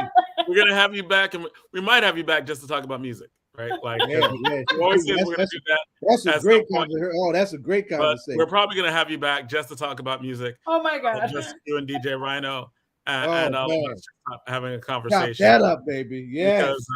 Because we have to do a lot more of that. So thank you, Zayid, for letting me know how we need to shift a little bit of our programming, because you're gonna be like, oh, you're talking about the Latino Action Network. We're like, no. We're just gonna be talking about music right now. So that's something else for 2023. Serious subject too. Right. Thank you so much. God bless all. Happy blessed New Year. Good to see you. Happy New Year to you too. Always nice to have you on. Thank you. God bless. And we're going to share with our next guest now. And I think that, like the last segment went perfectly with the next segment, right? Because the question that Cuqui Rivera asked you and really brought out, right, was, we have the laws have been passed. Why nothing happened? Like, why are these laws like not being followed? Like, Brittany Timberlake fought hard, great assemblywoman, hardest working assemblywoman, fought hard in her first term to have the independent prosecutor law passed, and you have somebody who literally shot a man who was being electrocuted on tape. Everybody saw it, right? Being electrocuted, got on top of him, hard to look at, and shot him to death. And no prosecution, no grand jury. And how much time has passed with that case? Promotion. Oh, and was about to get promoted, right? And how much time has passed with that case? How long before that happened? Since that happened? It hasn't been 4 months. 4 months ago, nothing. You haven't. And about to get promoted. 3rd of September. 2 years for the other case. I'll always remember. Right. It was the 3rd of September. That's right. And you have 2 years, right? 2 years on the other one going up on the Dorsey case, and that was the original. That was where the independent prosecutor law was supposed to be tried, right? Like, it was like, wow, Absolutely. It's been 2 years, right? And when that case first came out, everyone was like, okay, this is the test for the independent prosecutor law. I think they failed. And the thing about that is twofold. One, we had just gone through a whole year with no police. Right. Not having fired a shot, which is a good thing. The bad thing is that had this been handled thoroughly and this officer been made accountable, it would have set the right message to continue that process. Right, exactly. Right? Because because what makes that even more important to appreciate is that this dude's history shows up in the original petition to the Justice Department by the ACLU. He's got a long history of being abusive. Right. And so this brings us to our next guest, who's our frequent co-host. Every month we see him, love him dearly, Minister Abdul Haq Muhammad, and the youth minister of the Nation of Islam in Newark. And I've heard you talk many times about there have been many civil rights bills that have been passed. There are many laws that have been passed. I've heard you many times talk about this. Well, so first, welcome. Happy New Year, right? But in continuing this conversation, before we get into the question we're going to ask you, and we're going to ask you the same thing we're asking everybody of our guests, what is it from 2022 that we can take away and learn from in 2023? But before that, what do you think about you were in the background, I know you were listening to Cuqui Rivera and Zayid's conversation, and I think you might have been listening to what we were talking about in the first hour in terms of police brutality. What are your words on that? What do you have to say about that? Well, thank you again, Brother Jonathan, Brother Zayid, again, always for your stellar representation and, your consistency and constantly striving to inform our people. As I was listening to the sister, Brother Zayid, all that kept coming to my mind was what the Honorable Elijah Muhammad taught us through the Honorable Minister Farrakhan when he said that America was not established and chartered with constitutional guarantees for the black man, but only for the white man, and that America was not founded to guarantee the freedom and equality of the black man and woman. And indeed, she is not seeking to grant these privileges to our people today. And if we understand it well, the Constitution was not written with the so-called Negroes in mind. It was written for the slave masters and not the slave, because when it was being fashioned or formed, we were considered to be the property of the masters. So the Constitution was written by white people, for white people, and not for us. And hearing our sister talk, Brother Zayid talk, along with many others like Larry Hamm, so many brothers and sisters that we have had on the front line that have been fighting for freedom, justice, and equality. All that comes to my mind is 1857 address, Scott decision, when Roger B. Taney said that the slaves, have no rights which any white man is bound to respect. Now, many of us may disagree with that statement that he made, but the proof is in the pudding, and we can see the manifestation of that with each passing day, with every passing case.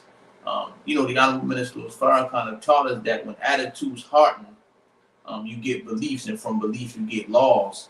You have written laws, and then you have unwritten laws. And we know that there's an unwritten law that permeates in America. It permeated in the past, and it does now.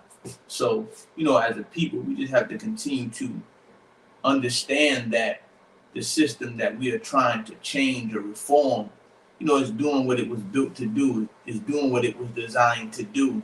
And I think that we should fight, for equity and equality, freedom and justice. But we also simultaneously have to be trying to gain more leverage as it relates to establishing our own ethnic enclaves and communities, the same that we see other ethnic groups do. I know because of our history and the condition that we have gone through, oftentimes it appears to be very difficult, sometimes impossible, for us to unite behind a common goal and a common agenda. But we must do it because with each passing day, with each passing week, with each passing year and month, we see our condition deteriorating. It's good that we have more black mayors, that we have a governor or two, that we have black men and women in the Senate on both sides of the aisle. But again, we have to continue to contend with, the racism that we see that pervades American politics, that pervades her institutions, that pervades her police departments, and really the country in general. So we just have to continue to fight this good fight, this beautiful struggle. And I pray that God be with us in this new year, as we continue to fight for liberation. I love to see young men like this so rooted. I really appreciate that. Really appreciate that. And that's simple and plain. That's not rocket science. Yeah, so, Brother Jonathan, you're on mute. Yep. No, man. We like. I like how you always give a historical background. You talk about, hey, these are the things that happened before, and they're not different from what happened now. And we have to, Brother Jonathan. I think that, again, as the Honorable Muhammad taught us from the minister, that, you know, if you don't know what was, you can't know what is, and you'll be ill prepared for what is yet to come. So wise people study history, because history is cyclical in nature, and if you don't learn the lessons of your history, then you are doomed to repeat them. One of our great scholars, Anthony Browder, once said that all history is a current event, because the activities which are transpiring today were ultimately set into motion by events that were initiated at some point in the past. Therefore, nothing that ever comes stays, and nothing that ever goes is lost. So I think we have to always look at what we're going through from a historical context. We talked about the civil rights acts and bills, so many that have been passed, but we know during Reconstruction. Started from that Reconstruction in the 1800s, right? Yeah, we know during Reconstruction, when these bills and rights was passed, that Congress or the Senate had to come back and pass the Ku Klux Klan Enforcement Act, because it seemed like with every step of progress we make, we seen what Dr. King and Booker T. Washington called white rage or white backlash. When we made progress, we will begin to see the worst of those who have been our open enemies and oppressors. So they was not lynching us on the plantation, but once we were so-called quote unquote freed from the plantation, and then we begin to make progress politically, socially, spiritually, establishing our own institutions. We begin to establish black towns. Again, we were the artisans and the skilled tradesmen and women. And they saw that with all they had done to us, that it was not strong enough or sufficient enough to keep us down. So they begin to come up with other ways to intimidate us. Hence, you get the Ku Klux Klan and the red shirts and all the paramilitary groups who begin to, ride in the South. They called it night riding. I know that the young people have a phrase that they call capping, but before they was capping, white folks had what they called white capping, where they would go at night in hoods, and they were vigilantes and they would kill us. We know that the Ku Klux Klan was the military arm of the Democratic Party. So what we see transpiring in this country is not new. This is, the norm. It's the regular. But those of us who have a degree of knowledge of our history, you can see what's going on as just being a repeat, of what happened in the past. I think because, again, we have not learned our lesson. We have a good heart, and I'm not saying that our heart shouldn't be good, but we are a little naive where this system is concerned. I think that we have an automorphic perception. We think others to be like we are, and that just has not been the case, Brother John. Well, and what I'm going to ask is really this whole 2022 year in review. What has happened? What is to you the most important thing that's happened this year that we should pay attention to in the coming year? And so much has happened, brother. Oh man, and this one year has felt like 10 years. It sure has. It sure has. There's a scripture in the Quran where it talks about the shock of the hour will be a grievous thing, and children will become gray-headed. The Bible talks about men's hearts will be failing them for fear, for looking after the things that are coming upon the earth, because the level of stress that's on the human being, the level of pressure coming out of COVID. We see the increase in violence. I was just in Brooklyn today at the Barclays Center. They had the Day of Remembrance for those who have been victims of gun violence. They gave reports from the gun violence archives. Almost 40,000 men and women have been killed by gun violence. I think they said this is the first time since they've been keeping a record that over 6,000 children and teenagers have suffered from gunshots or death in that way. Who organized that? It was Brother A.T. Mitchell. I was there, man up. Yeah, we got to have him on. Yeah, right. I So, want to be sure. Good brother, always fight, good fight. So when we see the level of violence that's happening in the Black community, from Chicago to New Orleans. I mean, it's all over. So much that has happened, Brother Jonathan. I can't pinpoint one thing and say it was this, it was that, because again, it seems like with each passing minute, so much is in the news. It's kind of like we're overwhelmed with news that I gotta kind of take a break sometimes. The heartbreaking stories that you hear on a consistent and a constant basis, I'm overwhelmed. And Brother Zayid, others who are in this work, who are dealing with the people that deal with a high level of trauma or ignorance. Oftentimes you can become compassion fatigued. So the Bible says, be not weary in well-doing, because you can get tired, you can get stressed, you can get burdened. At times when you look at the condition, the severity of the condition of our people, sometimes you can begin to question your faith.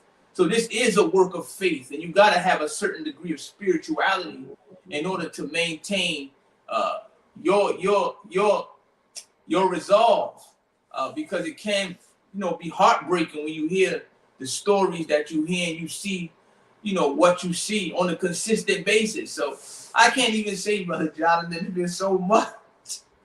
I can't say it was this, I can't even say, brother, right. Honestly, I can't say. But one of the things I say this, but I'm happy to be here though, brother. Right. Listen, I'm happy to be alive and breathing, have my health, my family is good. Man, we just come through, some very turbulent times, and it's not over. So I'm happy, for life. Honestly, to be able to be here on this show, talking to my brothers, life is very precious. And the Bible says it's like a vapor. It's very fleeting. So I'm just happy to be here, Brother Jonathan, but I can't say specifically, brother. No, I feel that, right? Like that's a lot to say. You said that with a lot of gravity. Yeah, right. I say, brother. Right. and also just the thing that, of all those things, there's so many different things, but the one thing came through, right? Like, and that is what's scaring a lot of people. And that is we've come through COVID, we've come through lots of this vast trauma, we've come through losing so many different people on so many different levels, and this level of community violence for you is like jumping off as right. So even though it wasn't one incident, it seemed like there's a thing that weighs on your heart looking at this future just a little bit more. And maybe because of its proximity, maybe because it's whenever we live in the community we live in. We walk out the doors we walk out in. We have our families, we have our friends. And we realize that community violence is a thing that happens way too often, far too often. And not just in the community, but Jonathan, in our community, but when we look at the hip hop community, I saw a lengthy and tragic video that was posted on a site called Hip Hop Universe. He talked about how in 2020 over 200 rappers, died, victims primarily of gun violence. That was just 2020. So when we see the high level of violence that's happening in the hip hop community, and not that the hip hop community has not always had violence, but we've never seen it at this level. Right. The consistency that our young people are dying, the consistency that our young people are rappers, hip hop stars, giants are going to jail. We see Young Thug with the RICO case and, what's happening with that, and YSL and the snitching allegations. We see Tory Lanez and Megan Thee Stallion, and we are online as a community nibbling at each other, taking sides and arguing. And it's just very heartbreaking to see, how we have degenerated in terms of our behavior and our social interaction. Brothers, you've been around knowing all that the Honorable Minister Louis Farrakhan has done, the multiple hip hop summits, trying to unite our brothers, the East Coast, West Coast feud, stopping that, putting the cap on that.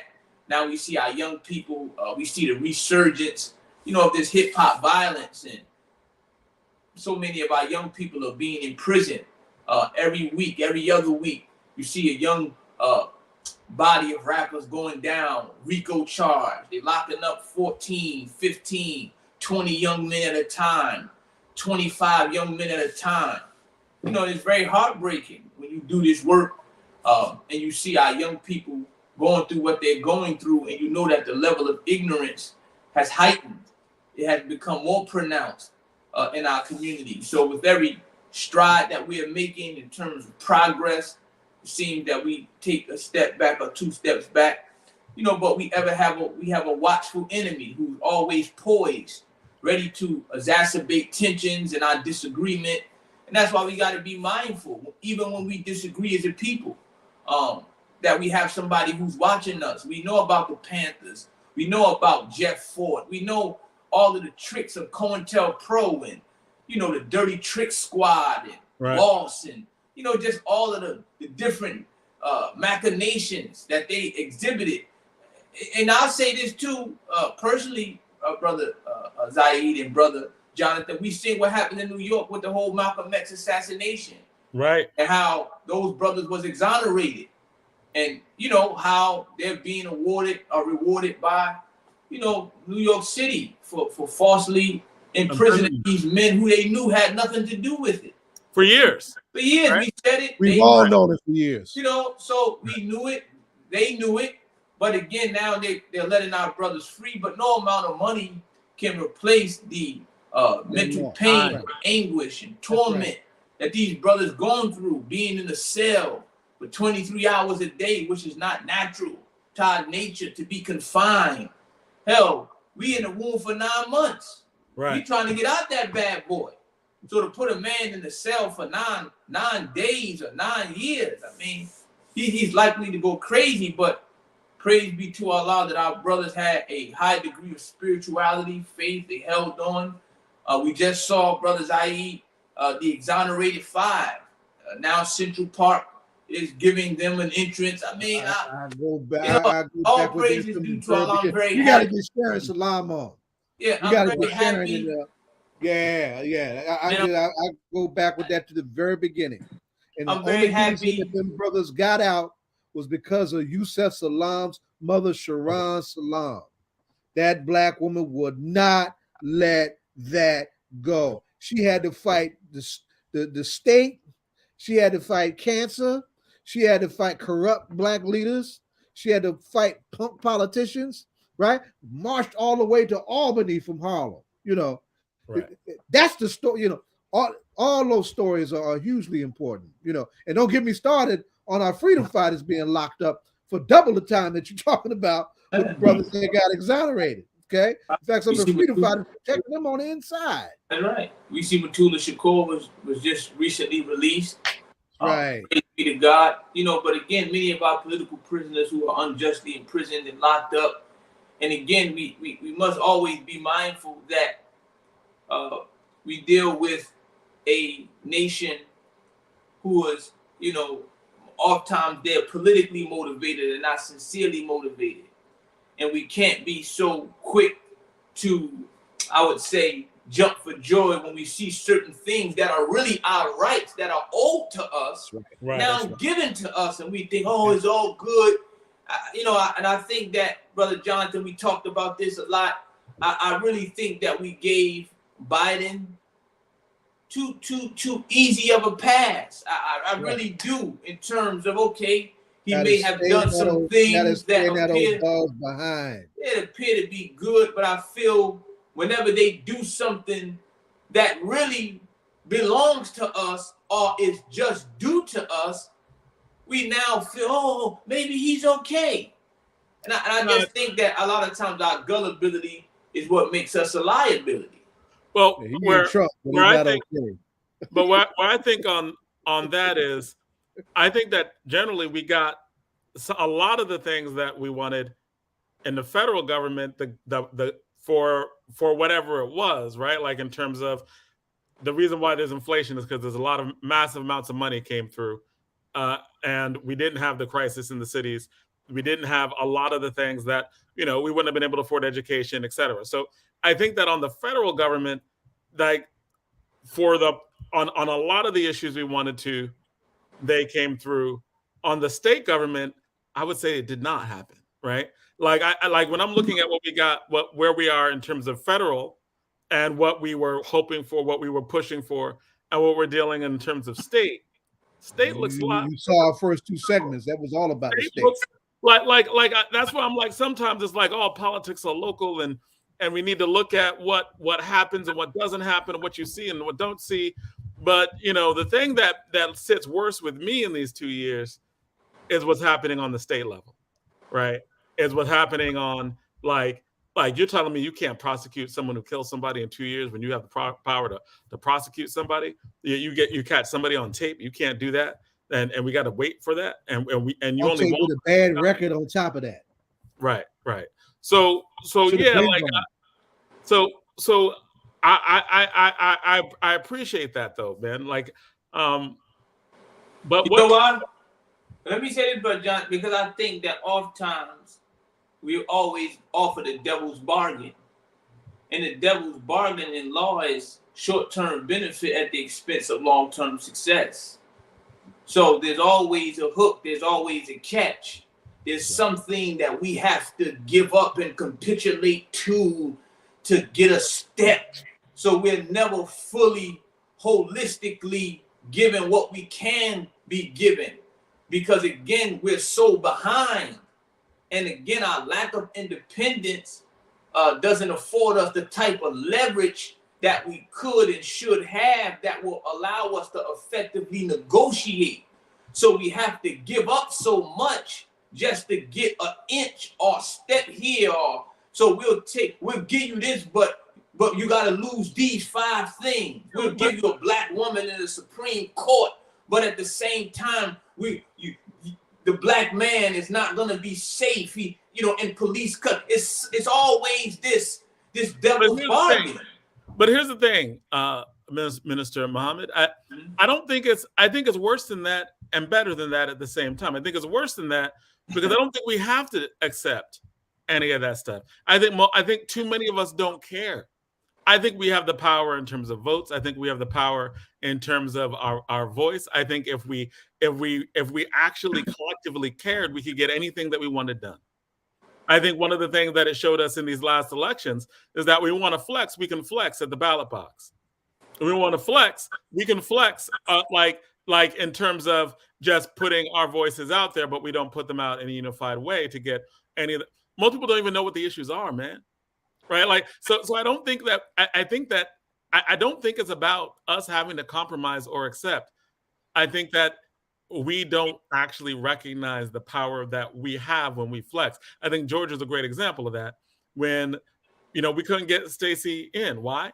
Like we had 20% fewer people voted 2 years ago, right? And I'm just saying, like, I think that we have a lot more power than we flex. I think we need to flex the power more. I don't think it's a matter of bargaining. I don't think it's a matter of like accepting one or the other. I don't think that's been the case in the last 2 years. I think that we flexed, we got some of the things that we wanted, but I think we could have gotten more if we as a community flexed and demanded more. But that's the thing. I think that's the thing too, brother. I think that when you look at the age demographic of those who are voting, I think that you see a high level of voter apathy among our young people. I know here, Brother Larry Hamm is with us, our brother and elder. I'm gonna stop talking. Our elder is here. But I do want to get. But before we get to Larry, I do want you to finish what you were going to talk about in terms of 2023, right? What do we need to look at in 2023? Where do our minds need to be? And then we can segue in to our next part. I think our minds need to be where they always have been in terms of, using our collective energy, intelligentsia to improve our community, whether that be economically, spiritually, socially. I think, we're still struggling for many of the things that we've been struggling for a long time. You have brothers again like Brother Larry Hamm, Brother Zayid, who've been fighting for a very long time, for many of the things that we're still fighting for. So I don't think that the fight has changed, maybe the strategy, the methodology that we use to accomplish what it is that we are striving to accomplish. But I think it's definitely we're trying to decrease the crime that's in our community. enlighten our people as it relates to the issues, what's important, because a lot of us are uninterested and unaware politically in terms of what's going on, and who's who, and what matters most. So we definitely have to continue to enlighten our people and inspire them and educate them, as brothers like Larry Hamm and brother Zayid has been doing, continuing to fight against these draconian laws that keep us in prison unjustly. Of course, police brutality is always a major issue. I just seen a report from Grassroots Law that last year the police killed over 1,124 people. Again, black folks are still 3 times more likely to be killed, by the police than our white counterparts. So these issues that we have traditionally, historically been fighting, they are still on the table, and they are of the utmost importance. So we just got to continue to wrangle with those things. Again, maybe look at our strategy, our tactics, how we attack these issues, but continue to attack them and keep taking the fight, to this unjust system. All right. Well, thank you, man. That is much appreciated. And I'm always liking whenever we have you on, and whenever we're able to have or get these conversations going. Brother Jonathan, I gotta step away, brother Zayid, for of course. Right. All right, and so we'll see you soon, man. We're glad to have you on. All right, so Larry, you there? I'm here. All right, so Chairman Hamm. So I'm always impressed by Minister Abdul Haq Muhammad. He is a very well-spoken, very intelligent brother. I'm always impressed by him. I'm always impressed by his reading. Every time I see him, he's got a stack of books and latest stuff he's looking at, reading.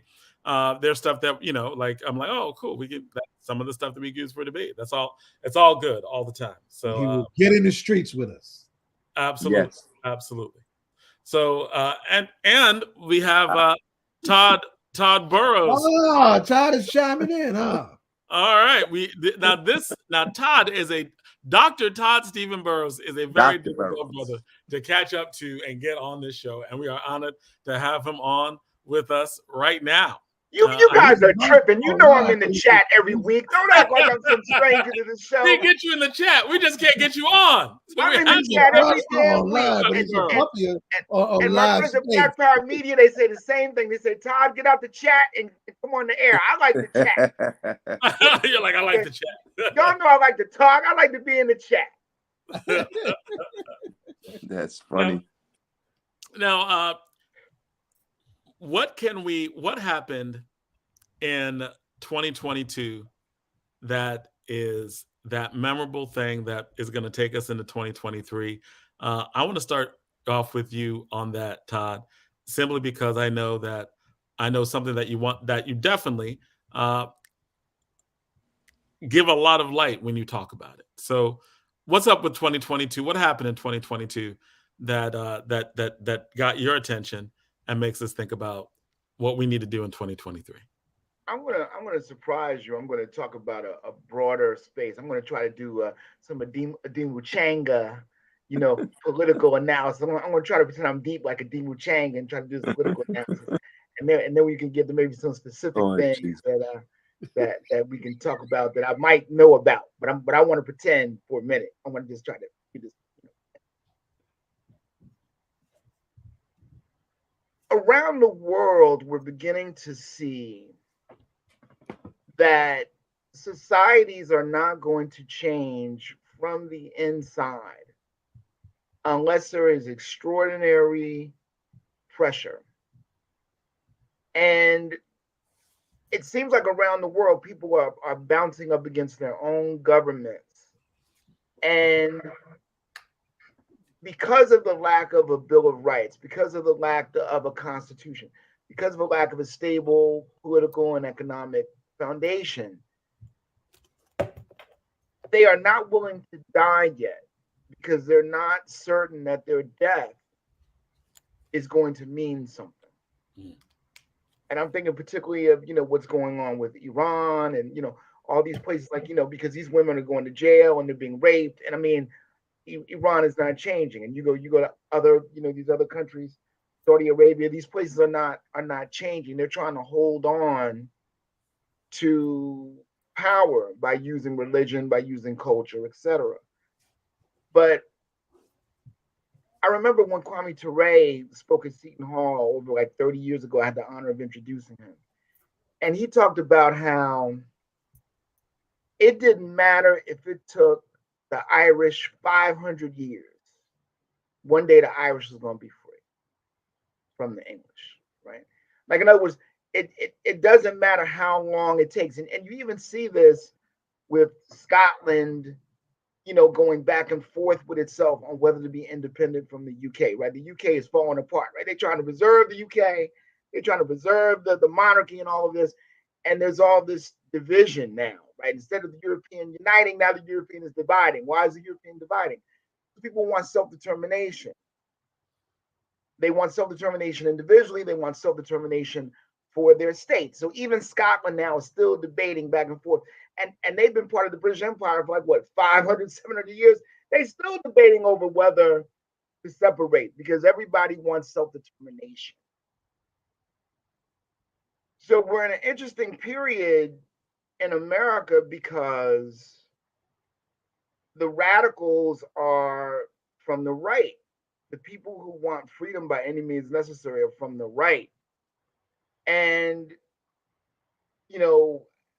I know how you feel about Stacey Abrams, Brother Jonathan, but, we're producing Stacey Abramses. We're producing people who want to make the status quo better, in the tradition of Michelle and Barack Obama, let's say.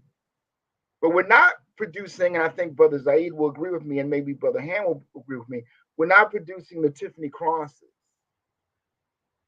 We're not producing the Mark Lamont Hills who would risk, who would be in the system, but risk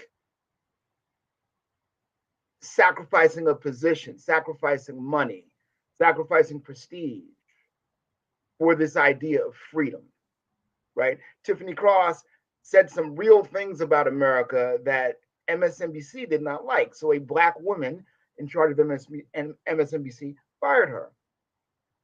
Mark Lamont Hill went to Israel and Palestine, came back to the United Nations, delivered a blistering attack on the Israeli government, almost lost his six-figure job at Temple University. He said the president of Temple called him and said, I got the board of trustees screaming at me to fire you right now. He already lost his CNN job for what he had said at the United Nations, right? So I'm seeing this tension of we want freedom, we want self-determination around the world, but we're not willing to die for it yet because we're not certain that dying for it will work. So nobody in, for instance, Hong Kong wants to die anymore to be free from the Chinese because they're not yet certain that that's going to work. And in the United States, we're producing Michelle Obamas instead of Nakichi Taifas. We're producing Barack Obamas instead of Lawrence Hamms. And I've sat and listened to a week of political prisoner programming done by political prisoners, and they are struggling with trying to organize our people because our people have decided that, hey, it's just cool to be like Stacey Abrams. Let's just be like Stacey Abrams. Let's just be like, Joy Reid. Let's just be like that. Let's just be black, and angry, but within the box. And there's so many privileges and advantages of being in the box. But, as my comic book reading, the first issue of the Milestone character Hardware, on the first page, the brother who wrote the comic said, and Jonathan, you know this because you remember Milestone Comics, he said, my parakeet, I let my parakeet come out of the cage, and my parakeet flew around and hit the window because my parakeet was confused between being out of the cage and being free. That's still what we're dealing with. and we're making choices based on our fear and not based on a vision of what we can produce. And the radicals, the people who are using their imagination and using their political power and economic power, are all on the side of white supremacy and capitalism. And at some point, we're going to have to burst, and that's going to have to change. And I don't know when that is. So that's what I'm thinking of as we approach 2023.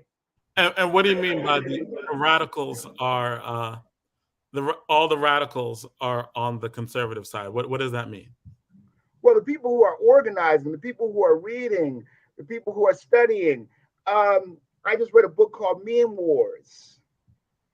And because, I talk with Brother Hamm, I call Brother Hamm a lot because I want him to educate me about, politics, because the brother's very serious, So I ask him some things, And we once had a phone conversation where I said, that Occupy thing didn't work. Them white kids, first time the police came down, them white kids yelped and ran away, right? And Larry's like, no, because Larry's a very sophisticated person, very sophisticated analysis. He says, no, Brother Todd, that's not really true. Occupy did all, and he listed all these things Occupy had done, right? When I read Meme Wars, I called Larry back and I said, Larry, you know what? You forgot one. And Larry's like, what did I forget? Let me tell you, because what was Meme Wars about? Meme Wars was about how these people on the right organized and used the web and used social media to produce the exact conditions we have now, right? It's a book by communication scholars and journalists explaining this whole thing. So why was this book important in terms of Occupy? Because guess who studied Occupy? Right. Guess who looked at what worked, what didn't work, and then, okay, now let's implement a strategy to produce this on the right wing. Now, to show you that this is not a new phenomenon, I spent a lot of time on YouTube this year, and I listened to 200 videos, over 200 videos of the major American scholar Eric Kleiner. Eric Kleiner has literally 3 semesters on YouTube teaching at Columbia about the Civil War and Reconstruction. And I listened to all 260, right? I don't have an Ivy League education like Brother Hamm, Brother Austin, so I try to catch up, So I check out, YouTube University.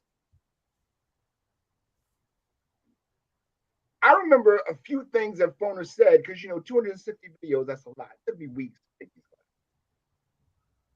But here's what he said incidentally that I did not forget. He said that after one class, a student came up to him and he had one of Kleiner's books. And one of Kleiner's books was on the creation of the Republican Party, right?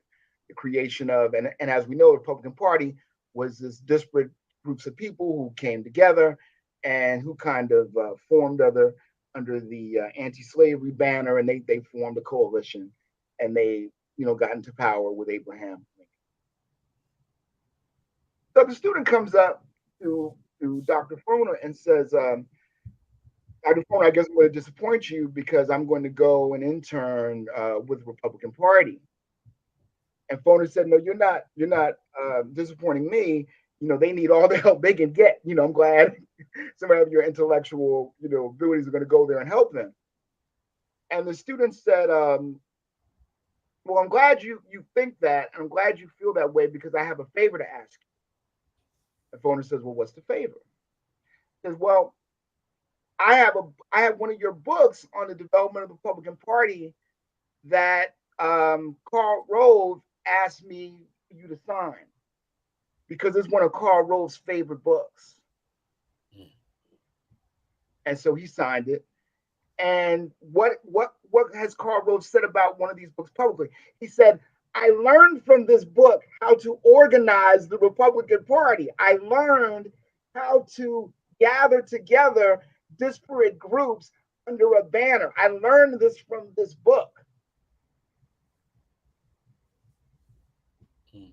They study And not only do they study, they then figure out what went right, what went wrong, and then they take their money and they implement a program that works.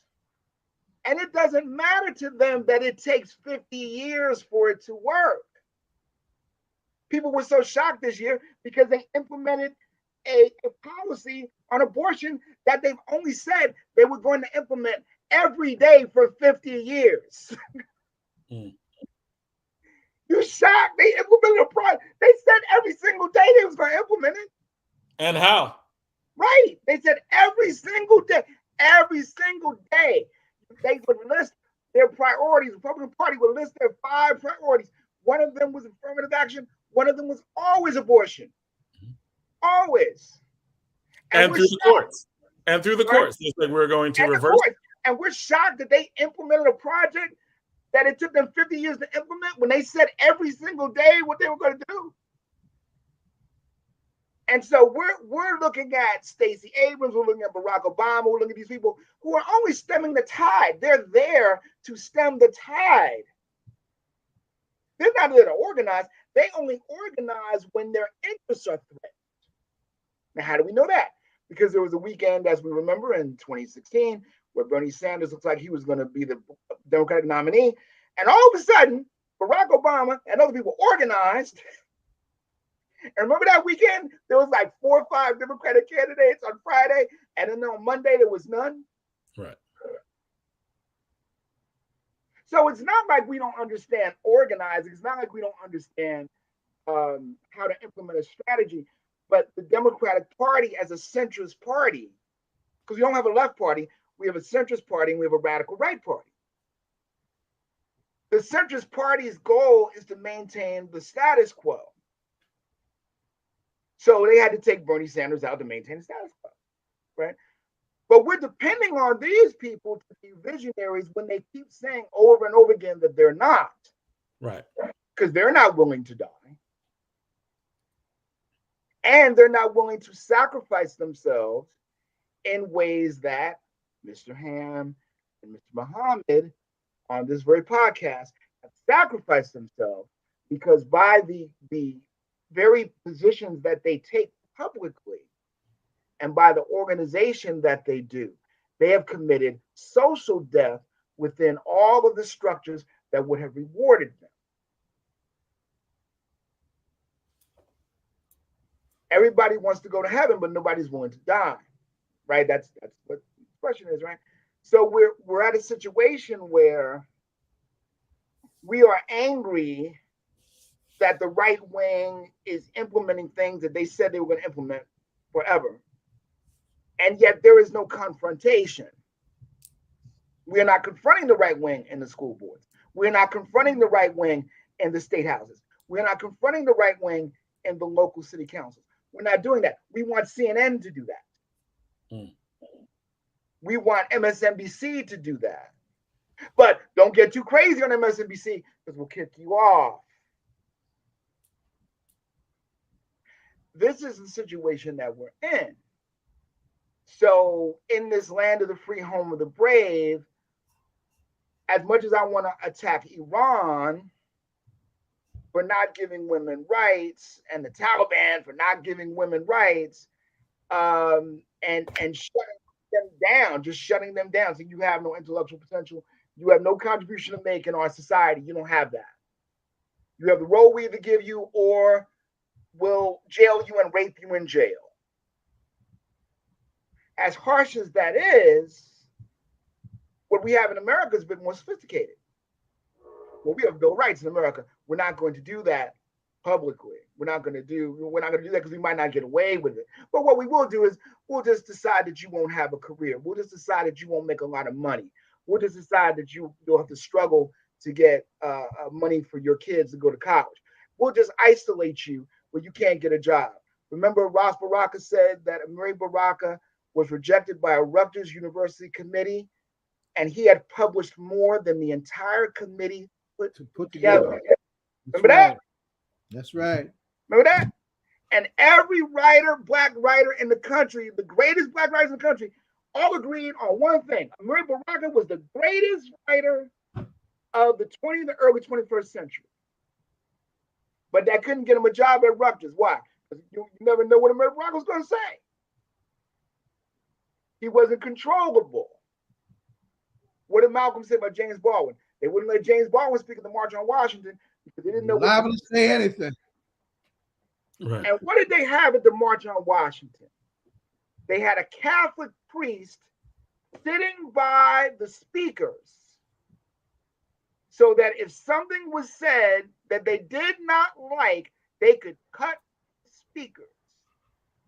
You only get that when you read deep into the history of the civil rights movement and you read deeply into the March on Washington and you read about, because Malcolm's analysis of the March on Washington was correct.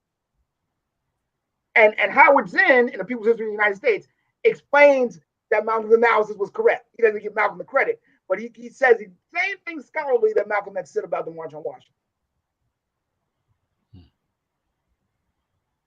Where are the people who are willing to risk social death for our liberation?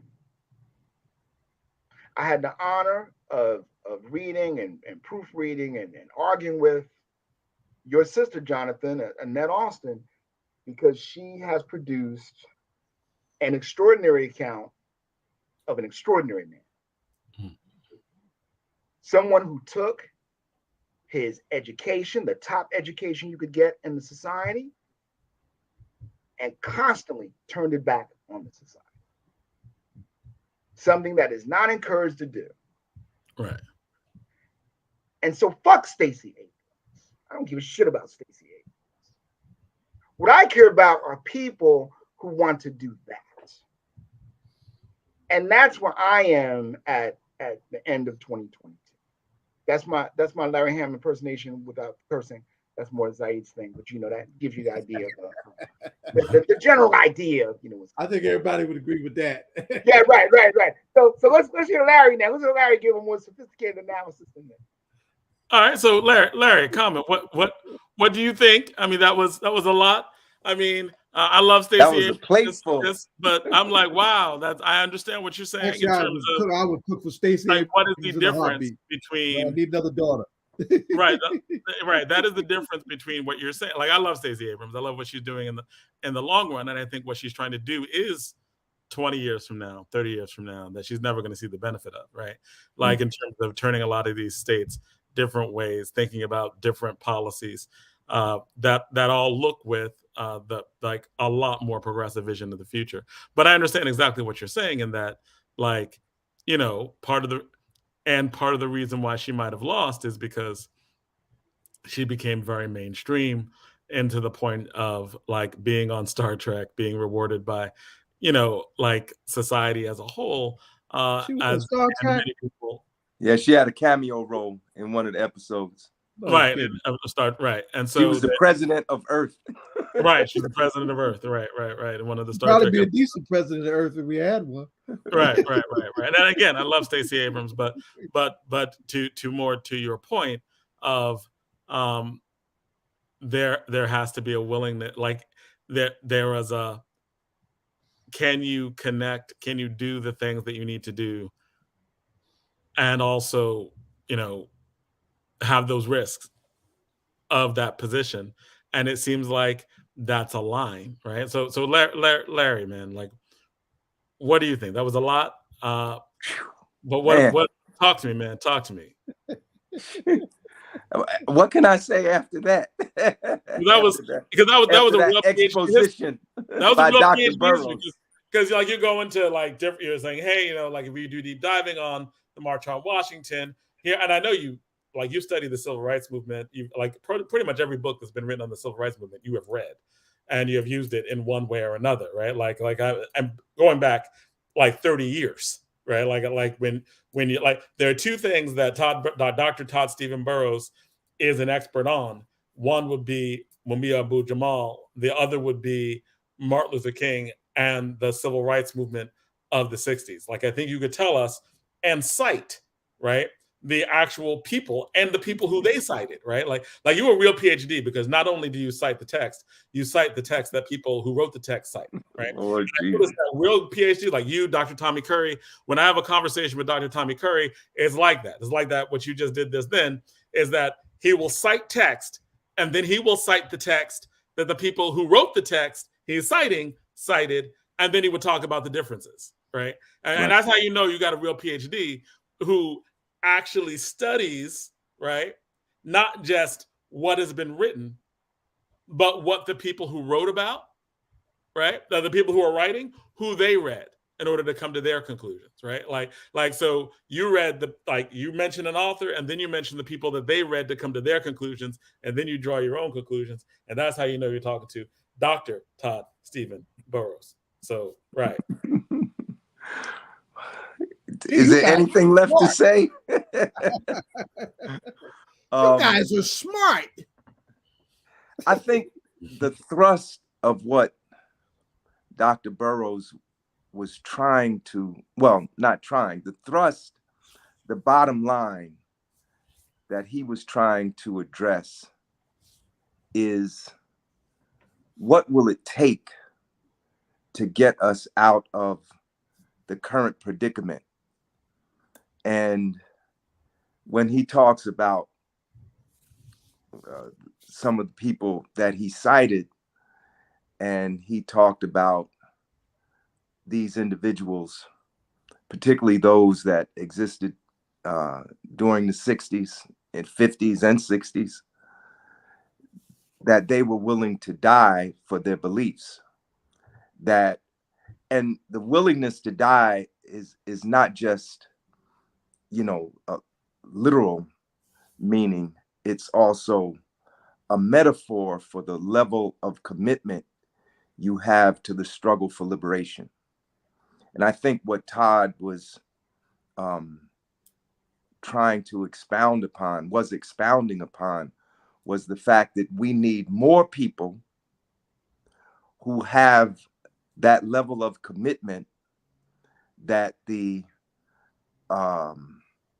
fighters of the 50s civil rights movement and 60s Black Power movement had. And I agree with him on that we do need more people who are willing to dedicate their lives in one way or another. Everyone won't do the same thing, but we do need more people who have a supreme level of commitment, like the people on this program, you, Jonathan, and Brother Zayid, and of course, Dr. Burroughs. You all have that level of commitment, but in different ways. We all have different gifts, and we lay our gifts on the altar of struggle. And we use our gifts to push forward the struggle. And yes, this period that we're in is not like the 60s. It's not like the 50s. There's similarities, but there are also significant differences that give this era its own particularity. And I believe what we need is a revolutionary movement. And we not only need a revolutionary movement, we need revolutionary organizations. You need revolutionary organizations to build a revolutionary movement. There's a lot of discontent amongst the masses of the people. People can plainly see the injustices of the social order that we live under. But that subjective thinking in and of itself is only part of the recipe that's needed to build a revolutionary movement. You must have both the subjective, that is the thinking, and you must have the objective conditions, and you must have individuals who are organized into groups, call them what you will, call them political parties or call them revolutionary organizations, call them whatever. But those groups have made it their mission, in fact, to challenge the system, to resist oppression, and to do whatever they can to bring about the revolutionary transformation of the social order that we live under. Because even if we have individuals who are ready to commit their lives to this struggle, if they are not organized in a collective way, they will not have the impact that they want to have. We can have impact as individuals. I mean, you cited some people like James Baldwin and Amiri Baraka, and I think I heard Todd quote Stokely Carmichael to me, was it last night or this morning, and others. But as individuals, we can only go so far. Ultimately, to bring about those changes, we need organizations. And we saw those, and we saw organizations of that type during the 60s.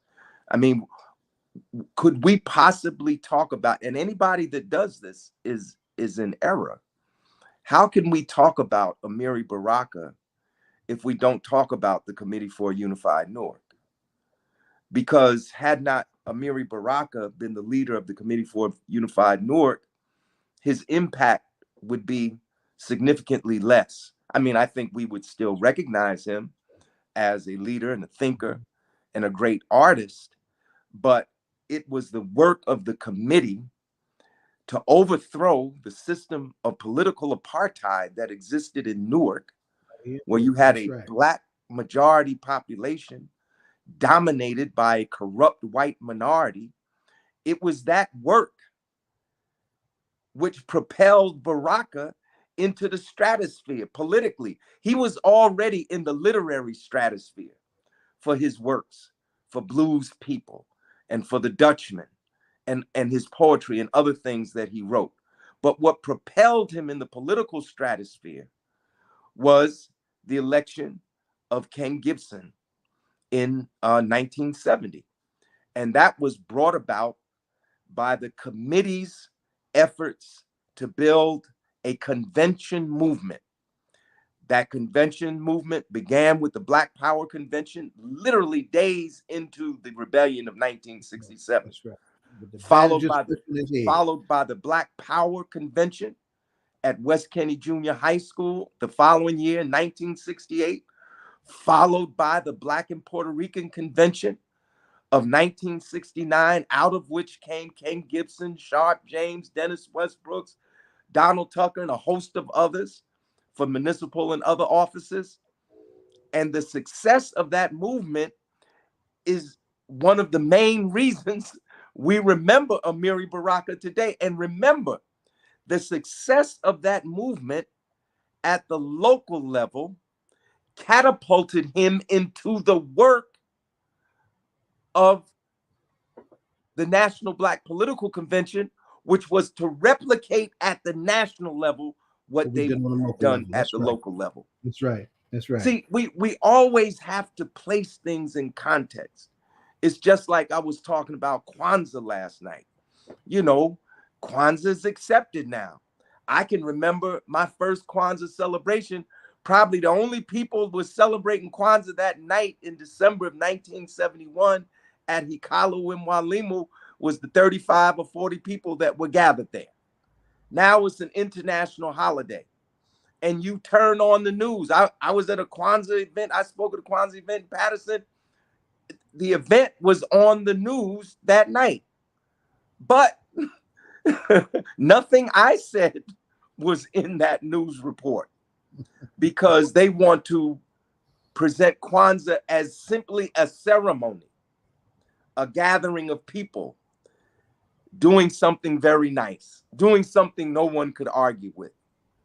But the truth is, Kwanzaa was born in struggle, in the furnace of struggle. That's right. The same year that you had the ashes first of the LA Kwanzaa rebellion celebration was the same year as the Watts uprising. And that gave birth to the US organization. And Kwanzaa, and see, this is the part, you know, and this is Larry Hamm speaking right now. And let me just say parenthetically, people, the creator of Kwanzaa is still alive. People should avail themselves of what he's written. He's written a whole book on Kwanzaa. You should read that. And you should also read the annual Kwanzaa message that Maulana Karenga gives every year. I mean, if you Google Kwanzaa right now, Karanga's name will not come up. The National Geographic observance of Kwanzaa will come up first. Just Google it. You'll see what I'm talking about. You got to put Karanga's name in to get the official Kwanzaa website of the creator of Kwanzaa. But the point I'm trying to make here is that Kwanzaa was born in struggle, and it was a response to cultural imperialism. Because when we think of imperialism, we think of its military forms and its economic forms. You know, imperialism and capitalism gave rise to our enslavement. And the process of our enslavement required the enslavers to destroy our culture. Because if we had a culture, then they'd have to admit we were human beings. So they had to, and this is what imperialists do to indigenous people all over the world, not just to Africans. They destroyed their culture and they replaced their culture with the imperialist culture. So Kwanzaa was a response to cultural imperialism to try to reconnect us to our African roots. But the point I'm trying to make here is it was born in struggle. And the point I'm trying to make here is that we made progress when we were collectively organized. Now, the civil rights movement did not have a revolutionary party, but it had organizations of people who were ready to give their lives to carry out the mission of the establishment or the destruction of Jim Crow segregation. Organizations like SCLC, like SNCC, like the Deacons for Defense, and on and on and on. You all know them. I don't have to give a list of them. And the Black Power movement similarly had these organizations. In Newark, you not only had the Committee for Unified Newark, you had the Black Panther Party. They had a headquarters in Newark. There were a number of revolutionary organizations. I used to go to the Black People's Topographical Research Center, which is where the Social Security office in the Central Ward is now. You know, so the point I'm trying to make is that in this period where there's much about which we could be despondent, number one, we shouldn't be despondent because Black people continue to resist. Look, Stacey Abrams lost, but Reverend Raphael Warnock won. But look at this. Right. Raphael Warnock would not have won if they had had a candidate with some sense and could talk to two sentences.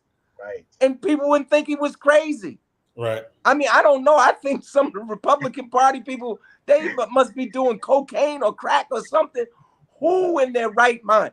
Stacey Abrams lost by the number of voters that were purged.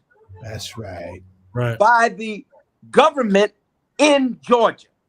By Kemp himself. By Kemp himself and Raffensperger. What's his name? Raffensperger? Yeah, the one that came behind him. That's right. That's right. And if they had a credible, if the Republicans had a credible candidate, Raphael Warnock would not have won. Look how close it was. Right. That crazy person took Warnock to the runoff. 50,000 votes. Still close. He crazy because he wanted to be the police. That's right. You know, so the point I'm trying to votes. The point, and I'm gonna stop, but the point I'm trying to make is that yes, I agree with Todd. We need people who will dedicate their lives to the work. Yes, Black people are a racially oppressed people. Our oppression parallels and grows out of the development of capitalism and imperialism. The slave trade was one of the driving economic engines of capitalist development and European imperialist expansion. That's right, make it plain. And we continue to be an oppressed people. Barack Obama, LeBron James, Michelle Obama, all these other people, rich Black people notwithstanding, the masses of Black people are still oppressed, are still suffering. In fact, in many ways, we are suffering more today than we were in 1968 when Dr. King was assassinated. And what is required at this moment is for us to further organize ourselves. You know, we talk about we got to get organized. Black people are some of the most organized people in this country. Right. Absolutely. Black people got all kind of organizations. We got fraternities, sororities, we got churches, we got all kind of organizations. We meet on Zoom every night. That's right. But we meet on Zoom every night. But what is lacking is the organizations that have a revolutionary outlook and who will try to bring those other organizations together in coalition, as well as build up its own revolutionary forces. The last concept I want to leave with you is this. We need permanent political struggle. The way we struggle now is periodic and happenstance and very reactionary. Right. When there's some kind of emergency, somebody gets shot, we up, and we should be up. I don't want to belittle our response, our just response to the things that happened to us.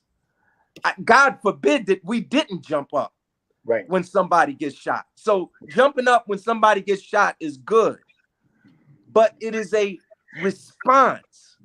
What we need is to inculcate into our culture the way we live from day to day. That's right. The idea that Black people are in a liberation struggle. That's right. And we must fight for our liberation. We must unite as much as we can. We must resist, and we must pass the idea of struggle on to our children. I think one thing too. I just want to 30 seconds. But actually, hello. 2 books. I want to recommend 2 books. All right. That talk about what Larry's talking about in terms of our organizations and our convention movement. One is Lerone Bennett's The Shaping of Black America. That's one of my favorite history books by Lerone Bennett, where he documents the Black convention movement and our political organization. Another one is done by a white scholar who's following up on Bennett and taking Bennett and connecting the convention movement all the way up to Garvey. And that's Stephen Hahn, who wrote the book, A Nation Under Our Feet. Mm-hmm. If we read those 2 books, we will learn a lot about how we organize politically from slavery up. We organize as slaves. I mean, Hahn goes into deep detail. We organize as slaves. And as Brother Hamm has said, and Hahn has said, and other people have said, the most organized slave revolt that happened in the United States, the most successfully organized slave revolt, was the Civil War. So when we read these books, we can see how our organizing works. It always works. And that's where we have to get to the reality. It always works. So if it worked before, it'll work again. That's all I wanted to say. Put the second book in the chat, Todd. What's that? Put the second book you mentioned in the chat, because that's one that I have not read. Right? I know I had to read it. I want to bite that apple. Boner was instant. He said, I don't like this kind of Black nationalist history, and I said, I got to read this book. If Boner's against it, I got to read it. He's a liberal, left guy. I said, I got to read it. I read it. It won a Pulitzer Prize. It's a great history. It's a white Jewish guy doing Black nationalist history. It's really good. Chairman. Yes. You had said about the last point you had given, and I just came back on. What if, this is just a what if, after the 2008 election, that we continued that momentum and went forward? Do you think we would be in a different place today? Well, I think I understand what you're saying, that there was a lot of enthusiasm behind the election of Barack Obama. And I mean, it was palpable. I felt it. I ain't gonna lie. I was sitting in front of my television, and yes, I shed a tear. You know, it was palpable. But see, social movements are not linear. They ebb and they flow. Sure. That's why we've had like 3 or 4 major social movements just in the last 10 years. I mean, think about it. The movement to free the Gen 6, the movement for justice for Trayvon Martin, the Occupy movement, the George Floyd Black Lives Matter movement. Those were all movements, and all of them brought hundreds of thousands, and in the case of George Floyd, brought millions of people out into the streets around the world. The whole world was in an uproar. That's what it took to send Chauvin to jail. The United States had to be embarrassed internationally in order for that to happen. And thankfully, we were at home sitting down because of COVID, and we were paying attention also. That's right. COVID did have something.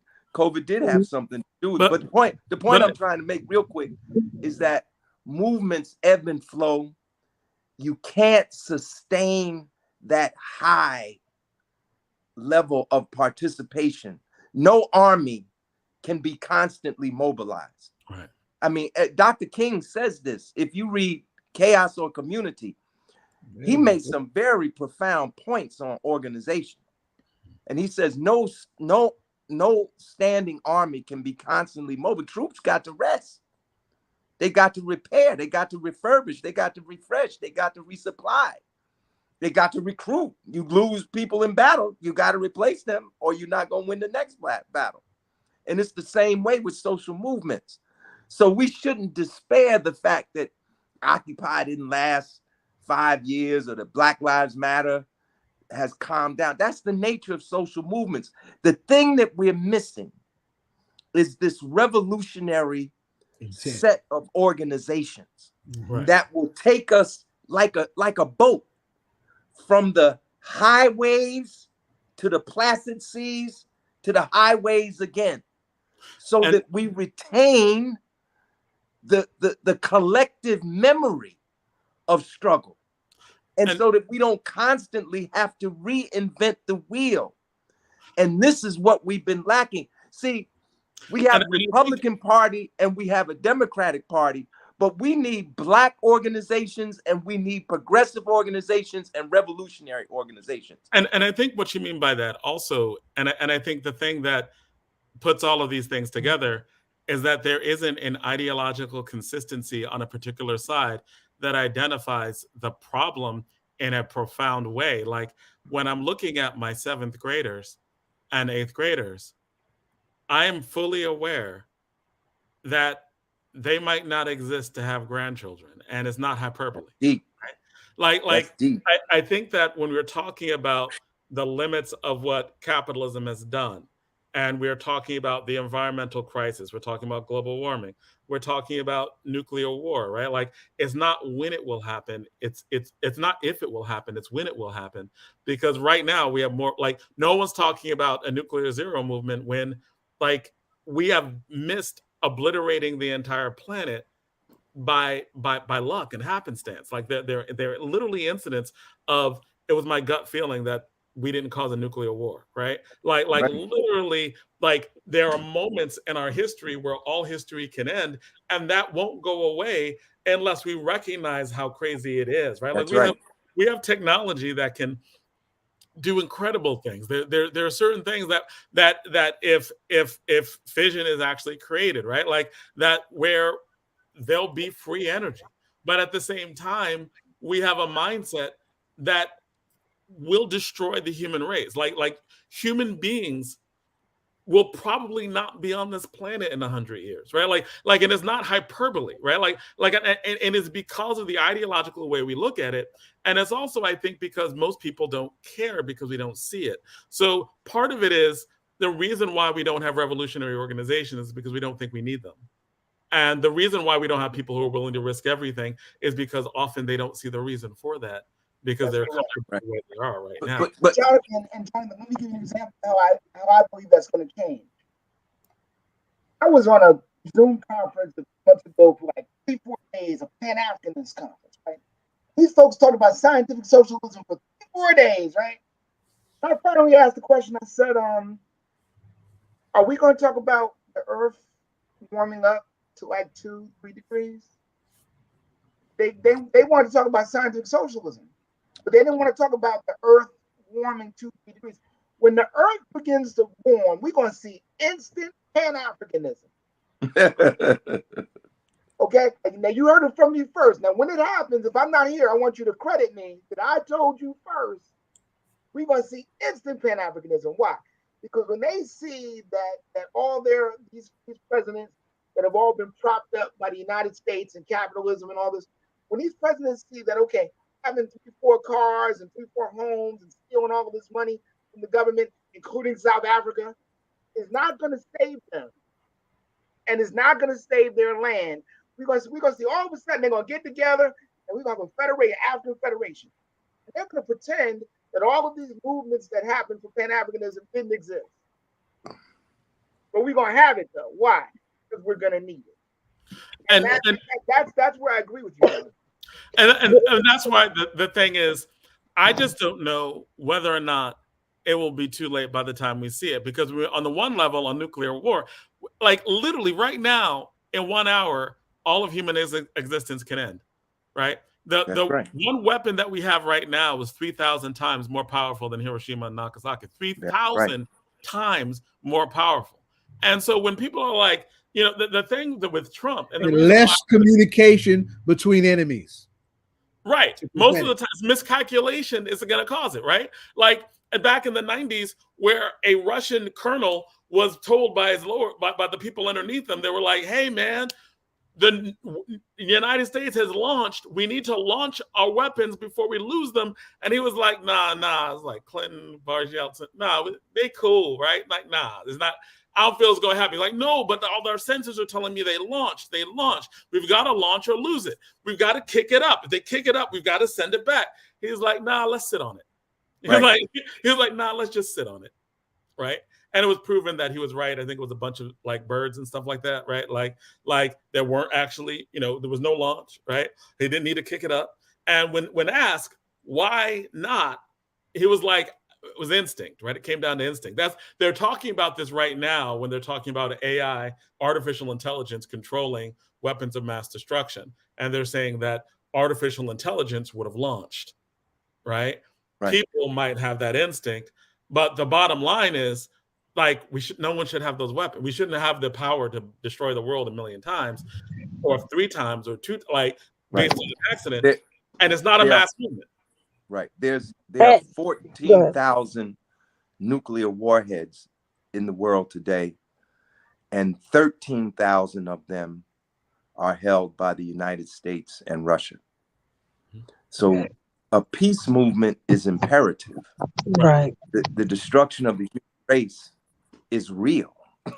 You know, and the thing so is, we need a peace movement, and we need to de-escalate the conflict in the Ukraine, because that is the conflict that could lead to the use of nuclear weapons between the United States and NATO, because it's not really a war. I mean, first of all, Russia's invasion of Ukraine was illegal. But having said that, do we want a nuclear war? It almost happened a week or two ago when a missile was launched and fell into, I think it was Poland, and the missile fell in Poland, and immediately everybody said Russia had sent the missile, but it wasn't Russia. It was Ukraine. But regardless, let me say, like, even if it was Russia, they might have backed down and be like, "No, it was Ukraine," because we don't want Article 5, right? Because Article 5 is you attack one, you attack all, and it's all in. Right now, it's not so much, well, I'm supporting U.S. or I'm supporting Russia. If they don't calm that shit down, it's gonna be a nuclear war. That's why we got to call. Did you hear the Pope? The Pope the other day called for de-escalation.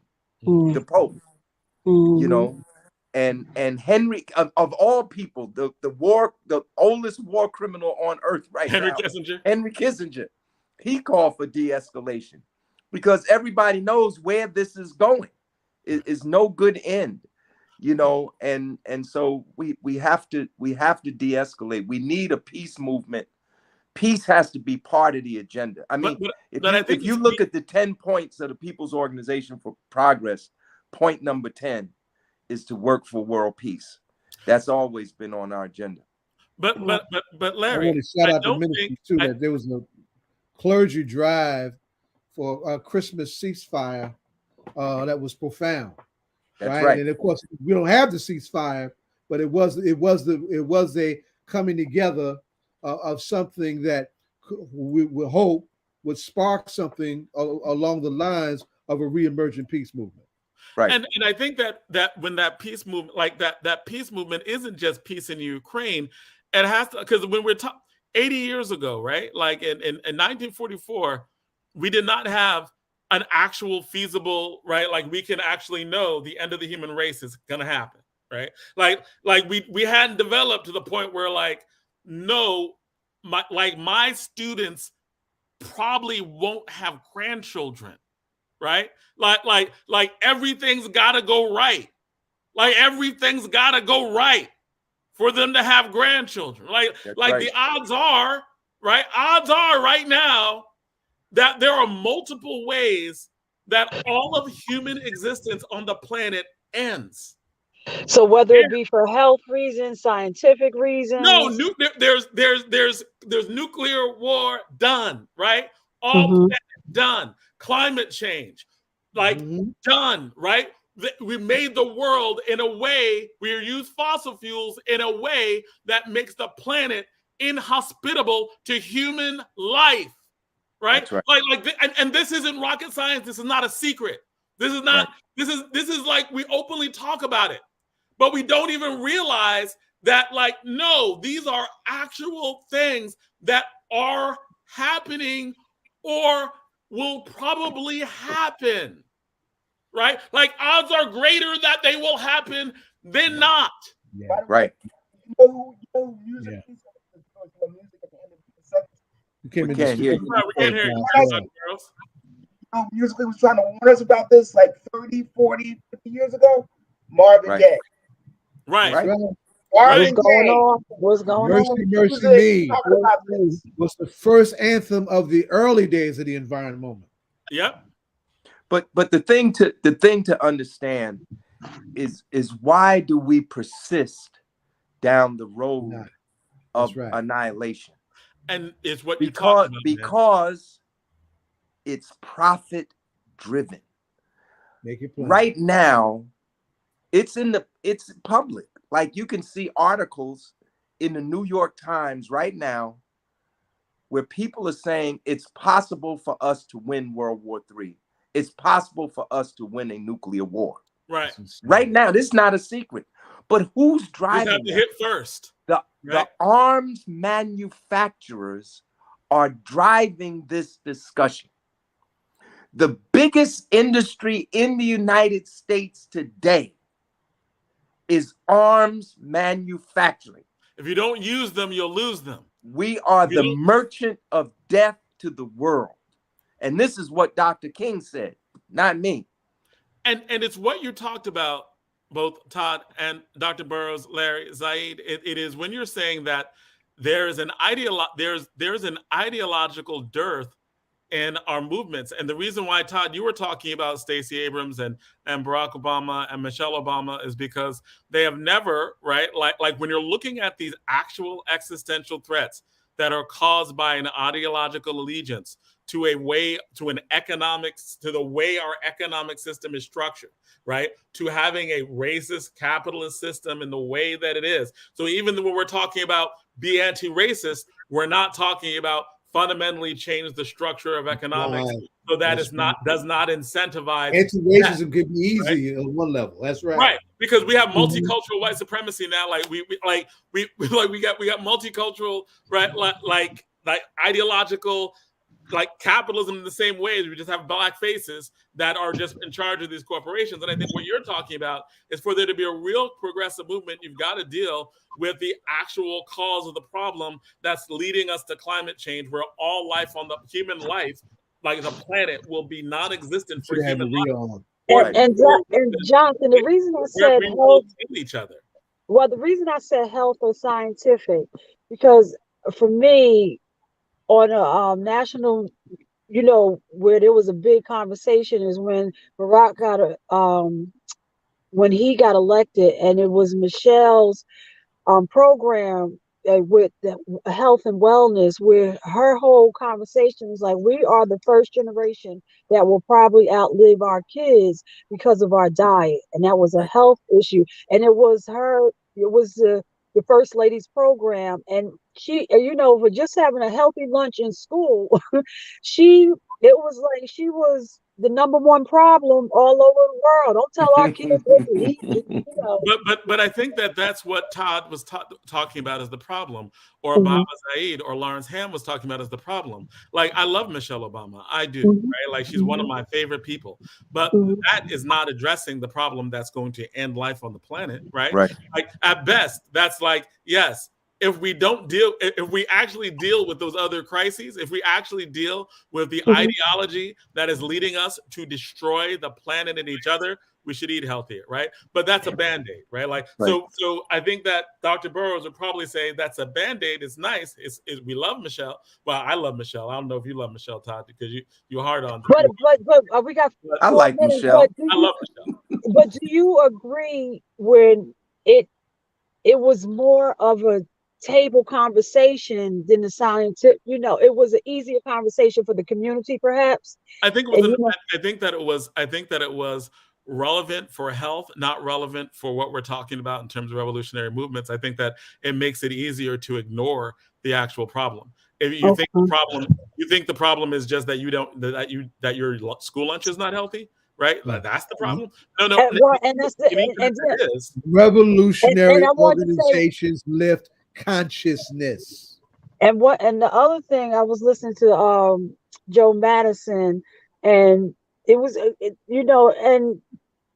we always talk about civics, but there was a question that was brought up. If we pay attention to local government, you probably, like, as silly as it may seem, if our communities were more engaged locally, Mitch McConnell would probably not be at the federal, but it's because you have to, because he gets elected back there, but then he comes down to DC and drive all these other issues crazy because we're just not engaged locally. So it's a couple. Go ahead. I'm sorry. I was going to say I agree with that's where I absolutely agree with you, Donna. Right? Like, as in, I think that the consciousness raising, like, I think when we're talking about political education, when everything you're talking about, I think it's local, right? I think that our local politicians, I think that's why when there were 5 more progressives that were elected to Congress, that was because of local politics. I think right now in the city of Newark, right, we have one of the most progressive politicians in the country, right, in terms of Ras Baraka, in terms of the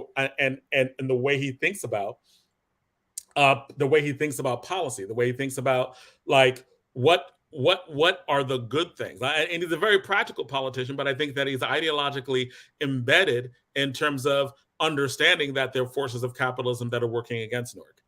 And so maybe when we're talking about gentrification, we will ban LLCs from being able to own single family homes, which he came out for. Like, he's always ahead on that level because he has an ideological bent, right? That says, I understand that the forces of capitalism can work against us. Even if we need them for some things, we need to be able to control these other things because they will work against our community. So that's how we need to do it on a local level, right? I think that's very possible on a local level. And I think that's where it starts on a local level, because I think that if you have more politicians like Ras Baraka who have this ideological understanding that what is in the mainstream best is not necessarily best for the people of Newark, and here's how we need to push back against it, like politically, here's how we need to organize against it, right? Like what he did in terms of the water issue, right? Like we lead trying to say that lead was safe. The reason why we have so much lead right now is because in the 40s and 50s, when people were like, "Oh, lead might be bad," they were like, "No, it's not bad, right? It's not bad, right?" And so when we're dealing with the result of of having to have government money, right, take out these lead appliances that normally it was private, that might seem subtle, but that was one of those ideological revolutionary acts, right? It is not the private citizen, it is a state health issue, and the state we need to change the law so that the state can actually take these lead pipes out of the ground. And as a last word, John, I don't know. I'm born in '67, so I in the early '70s, I can just remember being on my godmother's hip and my mother's hip when she was first down at Essex County College on Clinton Street, but then they opened a big campus where it is today. And if I remember as a little girl, I don't know what was going on in our community, but that wouldn't happen. That college, I don't think that would happen today. But it was so dynamic to just be in Essex County College as a little girl when they built that building and just walk around and it was, when I think about it, it was like a community building. And I remember when I first got elected, they didn't want to let the community in. And it's, so like, it's such a different time now but I think it was that we were really engaged locally. And I think and you just said it, and it was the success of us being aware of how we had to demand some things and know that we were entitled to the things that we were demanding. It was a revolutionary period. That's right. That you're talking about. Right, where there was a revolutionary consciousness, and revolutionary organizations lift consciousness and create those kind of environments. Right. But at the COP27, that was the last environmental conference, there were more oil industry lobbyists there than there were delegates. There was like one lobbyist for every delegate that was at the COP 27. And so the recommendations that came out of COP were limited because the fossil fuel industry exercises and continues to exercise its influence over the environmental movement. They have something now called greenwashing, where some of the worst polluters now they're gonna be on the side of the environment, right? And pushing measures that really are not going to have the significant, they want to do everything except stop using fossil fuels. The burning of fossil fuels is what is putting the CO2 gases, the greenhouse gases, into the atmosphere, causing climate chaos. And we just experienced that. Last weekend, we had 5-degree weather, the coldest weather in New Jersey in decades, if not ever. 5 degrees. And then today it was 62 degrees. I mean, think about that. That's Buffalo got hit with a storm that killed almost 40 people. Right. And 30 of them were right here in New York State, in Erie County. So close, but so far, right? Yeah, it's just amazing. People are still shoveling out, and we're enjoying 60-degree weather. Now we are. I'm looking at the clock. We are past 3 minutes over. Yes. So just ending it out. What do you want to say for the new year, and then we'll be out. I wanted to say I'm sorry I missed Minister Hawk and everybody, but everybody in this last day reflect. I just know, TJ, we need you to duplicate yourself because we need our community to be informed. It's going to have to come from a historic perspective. People have to know their history so they can understand why we're doomed to repeat some things. And the other thing I just was reading that Biden had pardoned 6 people. So people pay attention, but more importantly, pay attention locally for the city of Orange. Donald Page has passed.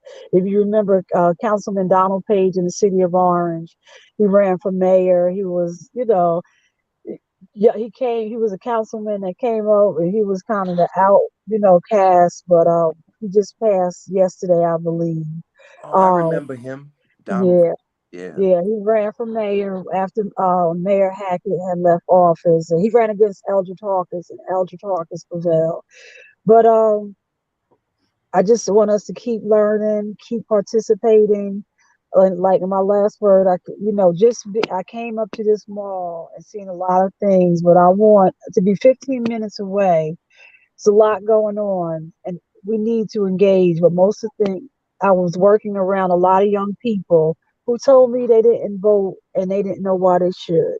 So we have to keep pressing forward and keep talking and just meet them where they are. Because if you just keep talking to them face to face, I believe that brings about change.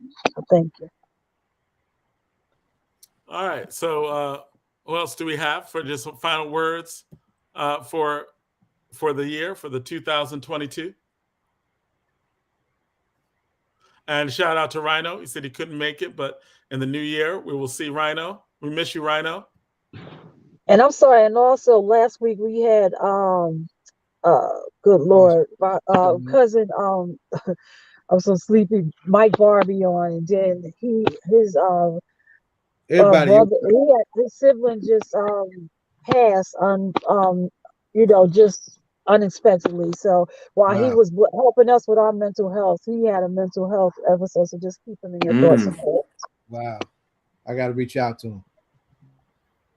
Okay. Wow. All right. So Larry, Todd. Very quickly, John, I just want to say very quickly to the audience, look out for 2 books coming out, and one is out now, one is coming out. Nakiji Taifa's Reparations on Fire. How it is spreading across America. That book is already out. That's a sister from DC? Yes. That's from DC. Her book came out the other day, Reparations on Fire. She shows all the local and state efforts on reparations, including New Jersey. I read an advanced copy of the book. And of course, I'm going to mention again, to his embarrassment, Lawrence Hamm, Life in Struggle. And we're lobbying for it to be launched right here on All Politics Local. There it is. as told to Annette Austin. Okay, that is the next book coming out. And that book is coming out very soon, very, very soon. And so I just want to mention that as we go into 2023, get your ducats together, get your coins together, because those are the 2 books people are going to be talking about. Okay. All right. Zayid? 23, I want to see Mumia free. There is no objective reason with all the evidence that's been put out all over the place, except inside a Pennsylvania state court record, why that freedom fighter is not free. We got to turn it up. We got a judge who's teetering as to which way to go on this. We got to turn it up in 23 to get Mumia free. And I say Mumia singularly, and I mean Mumia plurally, because we got others of his comrades we still have to get free also. And finally, Larry, for 2023.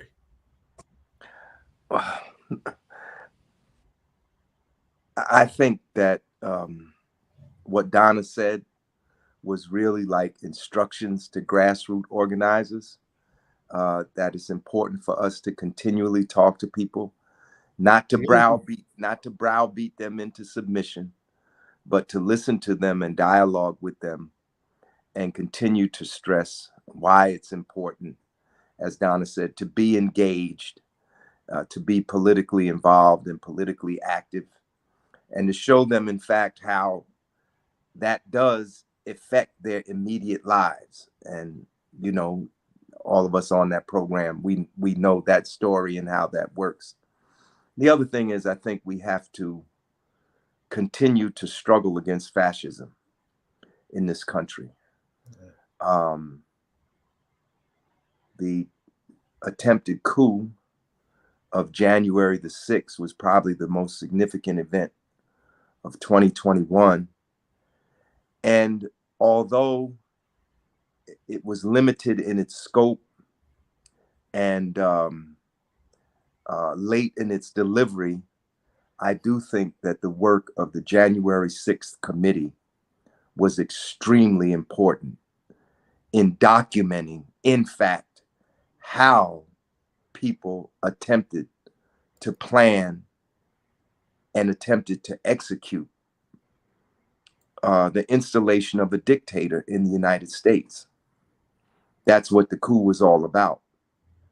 And I know those words sound foreign to people's ears because the narrative we have is America the Great, the Beautiful, the Democratic. But this is not the first time there's been a coup attempt in the United States. There was a coup attempt in the 1930s, and there was another coup attempt, violent attempt, in the 1940s. This attempt, however, will probably be the most documented and will help people to understand just how real. And if Black people think this has nothing to do with them, remember that they are totally animated by their hatred of Black people. Right. Totally. Like this whole thing, you could almost say one of its main drivers was a reaction to the election of Barack Obama. Right. And him and his beautiful Black wife and Black children being able to live in that White House. That drove them people crazy. And Chairman, I just want to say real quick, I'm sorry, John, but there were literal, after he got elected, there were conferences on how to, the Barack Obama effect. I remember going down to DC, how they studied how he did that. They could not believe it. So, yes, I'm sorry. I just want people to understand. Right. Remember, they created the Tea Party. Right. And the Tea Party was the antecedent to this outright embrace. Like, we taking off the hoods, we taking off the masks. This is who we are, and we don't care. That's right. You know, so we gotta continue this fight against fascism and link it to our struggles at the local level. Right. No, thank you. Thank everybody for another week and another year on All Politics Are Local. And I think it's real. We lost some people. We had some people. We learned some stuff. And we have the warnings of the year ahead. I think 2020 was a horrible year, but I think that 2022 was a lull. But I don't think we should be lulled to sleep, because I do think that, you know, we've been asleep too long. And I think that there are certain areas in our history that we don't recognize. And the only way to start recognizing and start talking about it, start organizing with an ideology that recognizes what the root causes of these problems are. So, hey, good night. Good next week. Bam. And Next shout year. out to Love you much. All right. Peace.